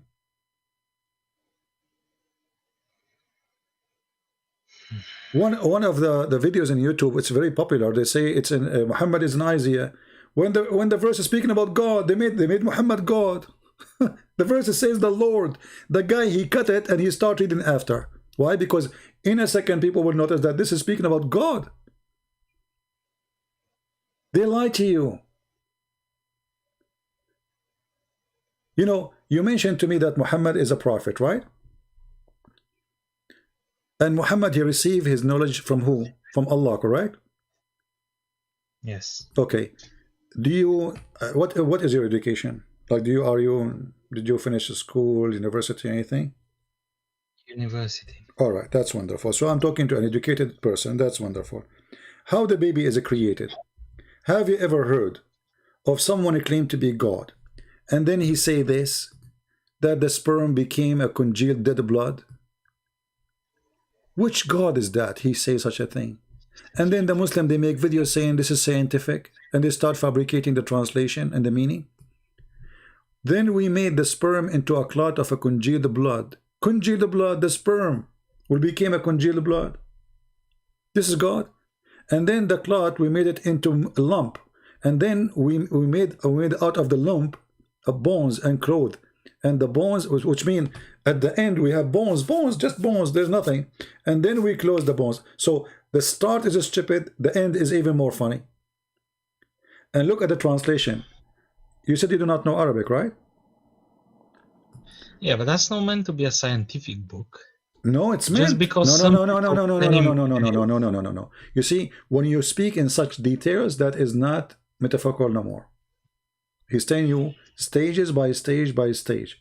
This is not just metaphorical. I can say, I agree. You know, we can say that, like in the Bible, it says, Yeah, you made me in such a way. My friend, terms we use today, my friend. no one back then would understand it, isn't it? Yeah, at that time, people they take it because they didn't know what he's talking about. Simply, this is not If he says, "Oh, we're gonna create this embryo and we're gonna make this and this and this," no one's gonna understand. But still, still, he don't have to be stupid, right? I mean, he can say how he created, and then we will be amazed now when we discover it. But he don't be stupid. He don't say we made the sperm into a congealed blood. Or what about chapter 86, where it says that women have a sperm and coming from her ribs, and the man have a sperm is coming from his backbone? I mean, what kind of God he say that? Women don't have a sperm.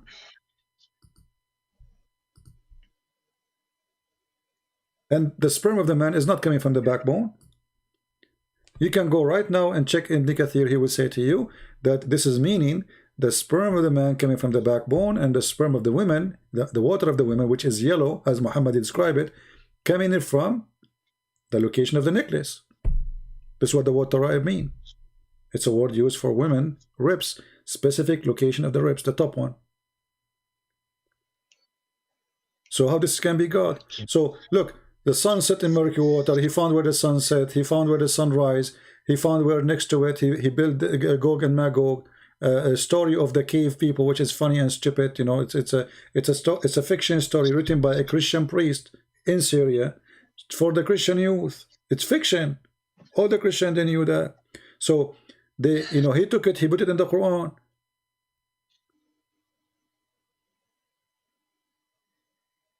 When a Jewish man, he came to Muhammad and he said to him, what is the signs of the hour? Do you know the story? No, not this one. He asked him, he said to him, I want to ask you a question which nobody knows the answer for it except a prophet of God. This is the hadith, this is Sahih Bukhari. So nobody can say it's weak. So he said to him, there's certain things, I'm going to ask him about things. He said, I'm going to ask him about 3 things which only a prophet can know the answer, or can answer it. Wonderful. I mean, look how the story is stupid from the beginning. The guy, he knew the answer, and he is saying only prophet knew the answer. Have you ever heard of a stupid? This is your prophet saying that. This is a story coming from your prophet. I come to you and I say to you, I'm going to ask you a question. Only prophet knew the correct answer, but I know the correct answer, so I must be prophet too.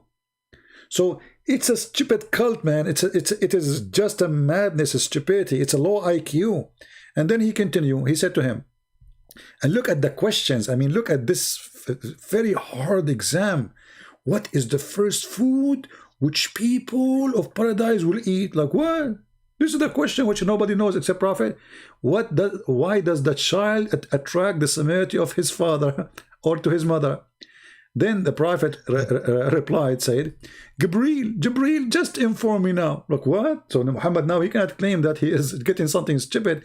Jibreel from Allah informed me that etc. He said, and then Ibn Salam, he said to him, Jibreel, the enemy of the Jews. Since when Jibreel, the enemy of the Jews?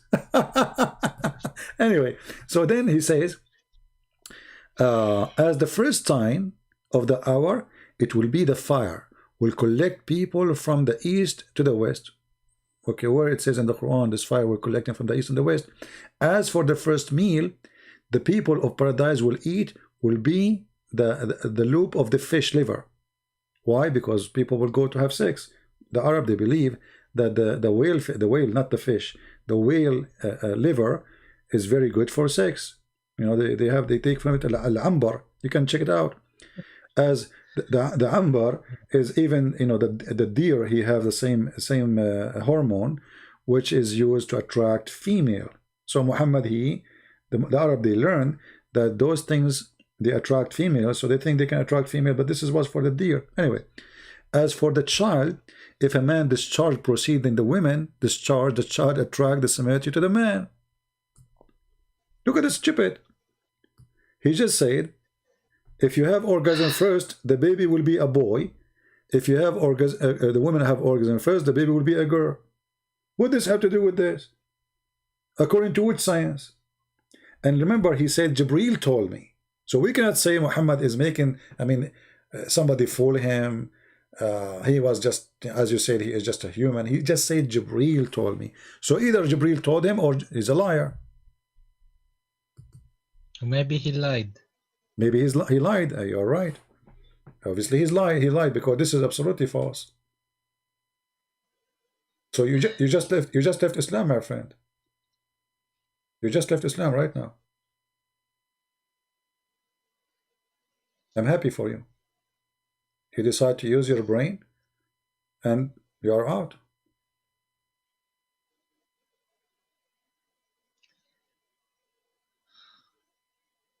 The second you use your brain, you are out of Islam, and now you are out of Islam. I'm really happy for you. I'm so glad you called me today, so we can share the truth with you. It's obvious this man is making... So what do I do with this? Okay, let's say Islam is false. What do I do with this? Well, you know, now you have to think. I mean, okay, Islam is false. I can invite you to believe in Jesus if you want, but first you have to clear yourself from all the dirt and the garbage of Muhammad, with my respect to you.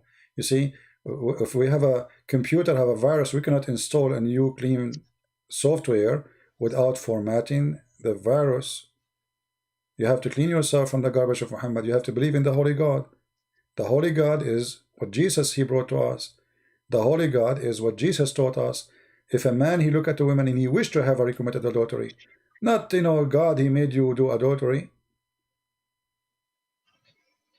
Okay, so if people lie to me all my life about this, they never show me this, how can I trust anyone else? Even how do I know this? My friend, did I say to you, trust me? Did I say to you? No. You are a man, you are adult, you went to school, you have a degree, you speak languages, you have a computer, do your research, study very well, and search holiness. The one, you know, once a big sheikh, he came to my father, and he said to him, you know, you are a great man, a great family, you are very well known. Why you don't, I invite you to accept Islam, you know? The sheikh saying that to my dad. So my dad, he said to him nicely, he didn't want to be polite with him because he's in our house, and he is a friend of him. He said to him, well, ya sheikh, where is Muhammad now? He said, he's dead. He said to him, where is Jesus now? He said, he's in heaven. He said, well, I will follow the one in heaven. So ask yourself a very simple question. Which one you want to follow? The one who, as you mentioned, you said he is perfect. The one who is right now in heaven. The one who never commits sin. The one who taught holiness and he was holy. You see, I can say to you, be good, don't do that and do that, but I do sin. I have to admit, I do sin. You know, I'm not even close to claim to be anything good about me. You know, only God is good. So when we speak about Jesus, it's a different story. Jesus, he challenged the Jews. Who can of you prove me to be a sinner? Who can? Who dare? I cannot say that to you, because if I say that to you, I will be a hypocrite. I am a sinner. So when we speak about the Messiah, we speak about holiness. Jesus, he said to us, if you want to go to my heaven, let's go how to pray. He said, pray like this. And then he said, Forgive to us the same we forgive to others. And then you will notice that Jesus in the cross, he said, forgive them, Father, they do not know what they are doing. So imagine if Jesus, he said forgive them, and yet he don't want to forgive. Even in the cross, when people are calling him names, killing him literally, I mean crucifying, how ugly, how evil, how much pain, yet he is saying, Father, forgive them, they don't know what they are doing. So when Jesus says to us, forgive, he was truthful. He did it, even when he is dying in the cross. And death for him means nothing. No, but look, I have no problem with Jesus being the best, the most righteous, not a single sin and everything, and that he was peaceful, he never raised a hand or did anything wrong. But how can he claim to be God though? That's the biggest problem. How can he claim? What? Even if you're the most perfect prophet of God, you're still giving the message of God, isn't it? You don't claim for yourself God, even when you do miracles and you do everything. Okay, you see, you know, when we ask a Muslim, why Allah chose Muhammad, they say Allah. We don't ask him why he chose, right? Now, why Jesus? He claimed to be God. Well, if he is claiming to be God, then he should not be able to do what God can do. I can claim to be God too. You can claim to be God. Talk is cheap. I can go right down the street and I will say, hey, I'm God. Okay, people, they will ask me, do you know the guy from India? He claimed to be the Messiah, Ahmad Mirza Ghulam, the Ahmadiyya guy. Hello? You remember him? Hello? Yeah, you remember Ahmad Mirza Ghulam? Do you remember Ahmad Mirza Ghulam? Yeah, this guy, anyway, you can search him. He claimed to be the Messiah. He claimed to be the Messiah. Okay. And then second day, people, they come to his house and they have people in wheelchair, people they are blind, people they cannot see, people they are sick, and they say to him, okay, you are the Messiah, do what the Messiah do. What the Messiah does. He made the blind see. He healed the leper. He made the one who cannot walk. Okay. So when Jesus, he make a claim, it is a claim until he prove it is true. And he did. He did what nobody can do. Resurrecting people from death, making the blind see. I mean, he ordered the nature. One word of him, it's a must. So there's difference between somebody claim, Muhammad claimed to be a prophet, and here we go, you agreed he's a liar. I can claim to be a prophet, you can claim. It's a good business, by the way. These days, I mean, this is the best business ever in history, always. Anyone want to make money, he can make himself a prophet. He will find some fools, and they will give him his money, and that's it. He will live like a king, and then he will start sleeping with the women. Jesus never asked for money. Jesus never have a woman. Jesus never even own a donkey. Jesus never own a house. Jesus never have a palace. I mean, imagine you are in a now and before, nothing changed. If I can raise people from death, how many kings they will worship me and they will be under my command? I will be their boss forever. Because they will die, they knew it's coming. They have a person who will make them alive again. So he did not abuse the power. He was not seeking power, for he is the true God in this earth. So when we question how this has happened, well, God, because the Bible says, for God he loved the world. This is why he came to us. Not because he need to, but because he loved to. There's a huge difference. God did not create me because he need me. He don't need me. He want to share his glory with us. He wanted us to be happy. This is why in Christianity we have different form of speaking to God. We call him Father. We don't say, yes, he is God, but imagine our relationship is not about God. It's about children and their father. This is how much loving he is. And the Quran says, I created not a human or genie except to worship me. The Bible teaches different, totally the opposite direction. This is why you speak to the Father and you pray to the Father, because he is your Father. He is your God, yes, but he is not an evil one. He loves you. So when I speak about Jesus, I try to find the intention of this person. His name is Jesus. What he want from me? What he want? Did he want something from me? No. Did he ask for something? No. Did he ask for the fifth of the booty like Muhammad? No. Did he ask women, hey, give yourself to me? No. He asked you to be holy. He asked you to be loving. He said, love your enemy. I mean, everything he said is for the benefit of mankind. Nobody can question that. Love your enemy. I mean, imagine, my friend, if all mankind, they practice one sentence of Jesus, which is love your enemy. Guess what? We will have no war. We will have no thieves. We will have no criminals. We will have no death. We will have no people crying because people love each other. Just one sentence of Christ's teaching is the solution for mankind. Not the book.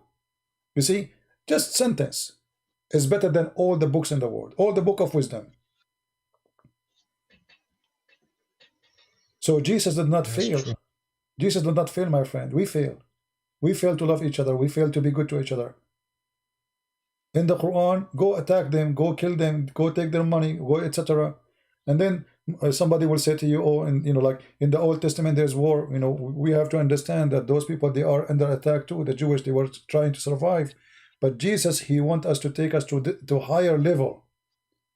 Everything was to prepare for the coming of Jesus, to the point where he can say, love your enemy. And still after 2,000 years, people don't want to listen. People full of hate. Christians are not being Christians. Jewish are not being Jewish. Muslims killing each other. War everywhere. Corona, crazy stuff. Even people want to use. They want to use people just even when they are dying from Corona. People, they want to hack Corona. Want to say it in the market. I mean, even death is a business in the world today. So with the Messiah, we have a new life. And I invite you, my friend. You are a smart person. I invite you to the best I have. His name is the Messiah. I invite you to accept him as your Lord, as your Savior. And it's up to you. I will. You will. Do you accept the Messiah as your Savior? Yes. I mean to that. Hallelujah. A happiness today in the kingdom of God. We have our friends. Did you hear it, people? Praise the Lord. We have a child of God. He came back home. Don't think that Jesus is the winner. You are the winner. Don't think Christian Prince, he won a debate. I did not. You are the winner. I lost from my time, my friend, and you are the winner. I spend my night with you, but you are the winner. It's not me. And it's not the Messiah. It's you. I'm so happy for you. I say, and I pray that the Lord will bless you, bless your family. And if you need me to talk to them, I will be so happy to talk to them, and I will speak to them. I will promise you, I will speak to them very politely. Your parents, anyone you want. I will be happy. You can contact me anytime, and I will be happy to talk to them. And today, you are a new person. Today, you need to forget about all bad things you learned from Muhammad, all bad things you learned from this madness. You are a child of God, my friend. You are a loving person. You are a new person.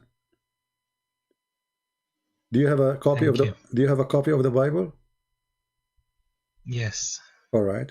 Well, I advise you to start reading from the book of John, and I want you to read. Let me tell you about how I read, and maybe I'm not telling you how to read. By the way, I'm saying to you how, let us take it from a brother of you.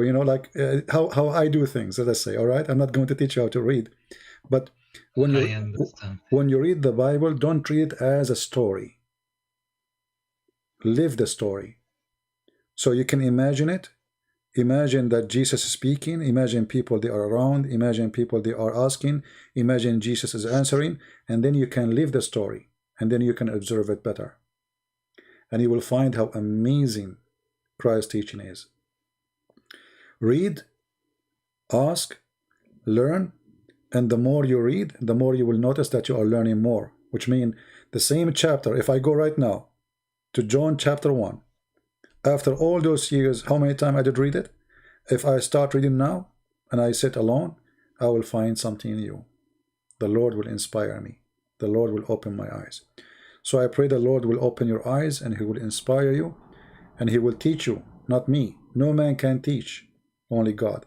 And this is why we are listening to the word of the Lord, and he is the only teacher. He's the only master we have. It's not Peter who teaches us. It's not Paul who teaches us. As Muslims, they say to you, We are following Jesus. We don't follow any man. The rest are just disciples, and you can be one of them. You can be disciple of the Lord and bring as many Muslims as you can. And the Lord will be so happy to have you. I will show them what you showed me. Contact me if they want to talk to me. If they don't want to go live, no problem. We can go on private.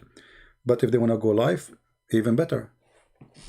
And I promise you, I will speak to your family in a very respectful way.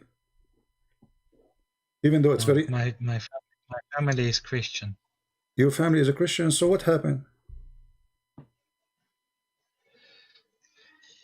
I guess I lost my way. Well, you are back, my friend. I'm so happy for you. Your family are saved, and today you are saved. Go tell your mom. Go. Tell your mom, hey, I became a Christian. I'm back. I'm back home. Let her cry and give you a hug. I'm sure she... Thank you for showing me all this. I'm so happy for you, my friend. Do you want to say anything to people around you? People are happy for you. Look how people are happy for you. Yeah, I'm watching the chat. Thank you, and God bless you. All right, my friend. God bless you, and God bless your mother and your father and your family, and we pray for them, all of them. And I'm happy that today your new year is different. The family new year is different. Now you have a Christmas next year. Next year you will be the first to say to your mother, Merry Christmas, Mom. Praise the Lord. Thank you. Praise the Lord. Thank you for calling. Take care. Good night. Bye-bye. Good night, brother. Good night.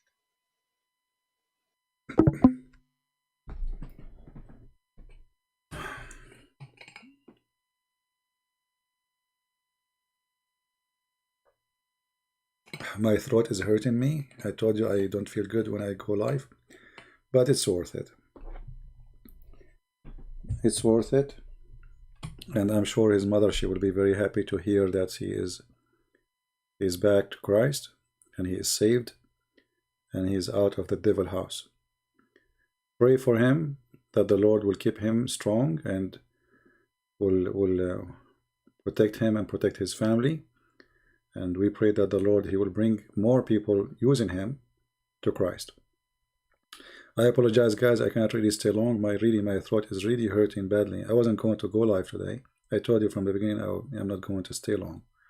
I hardly can talk. Each time I open my mouth, it's really hurting. I think I have a bad throat infection, maybe. I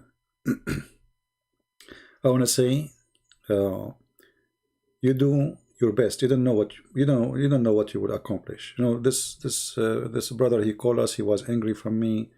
He was upset from me. He was etc. But you never know. You never know. This is why the Lord, he chose fishermen. You know, he told us to be fisher, to go and fish.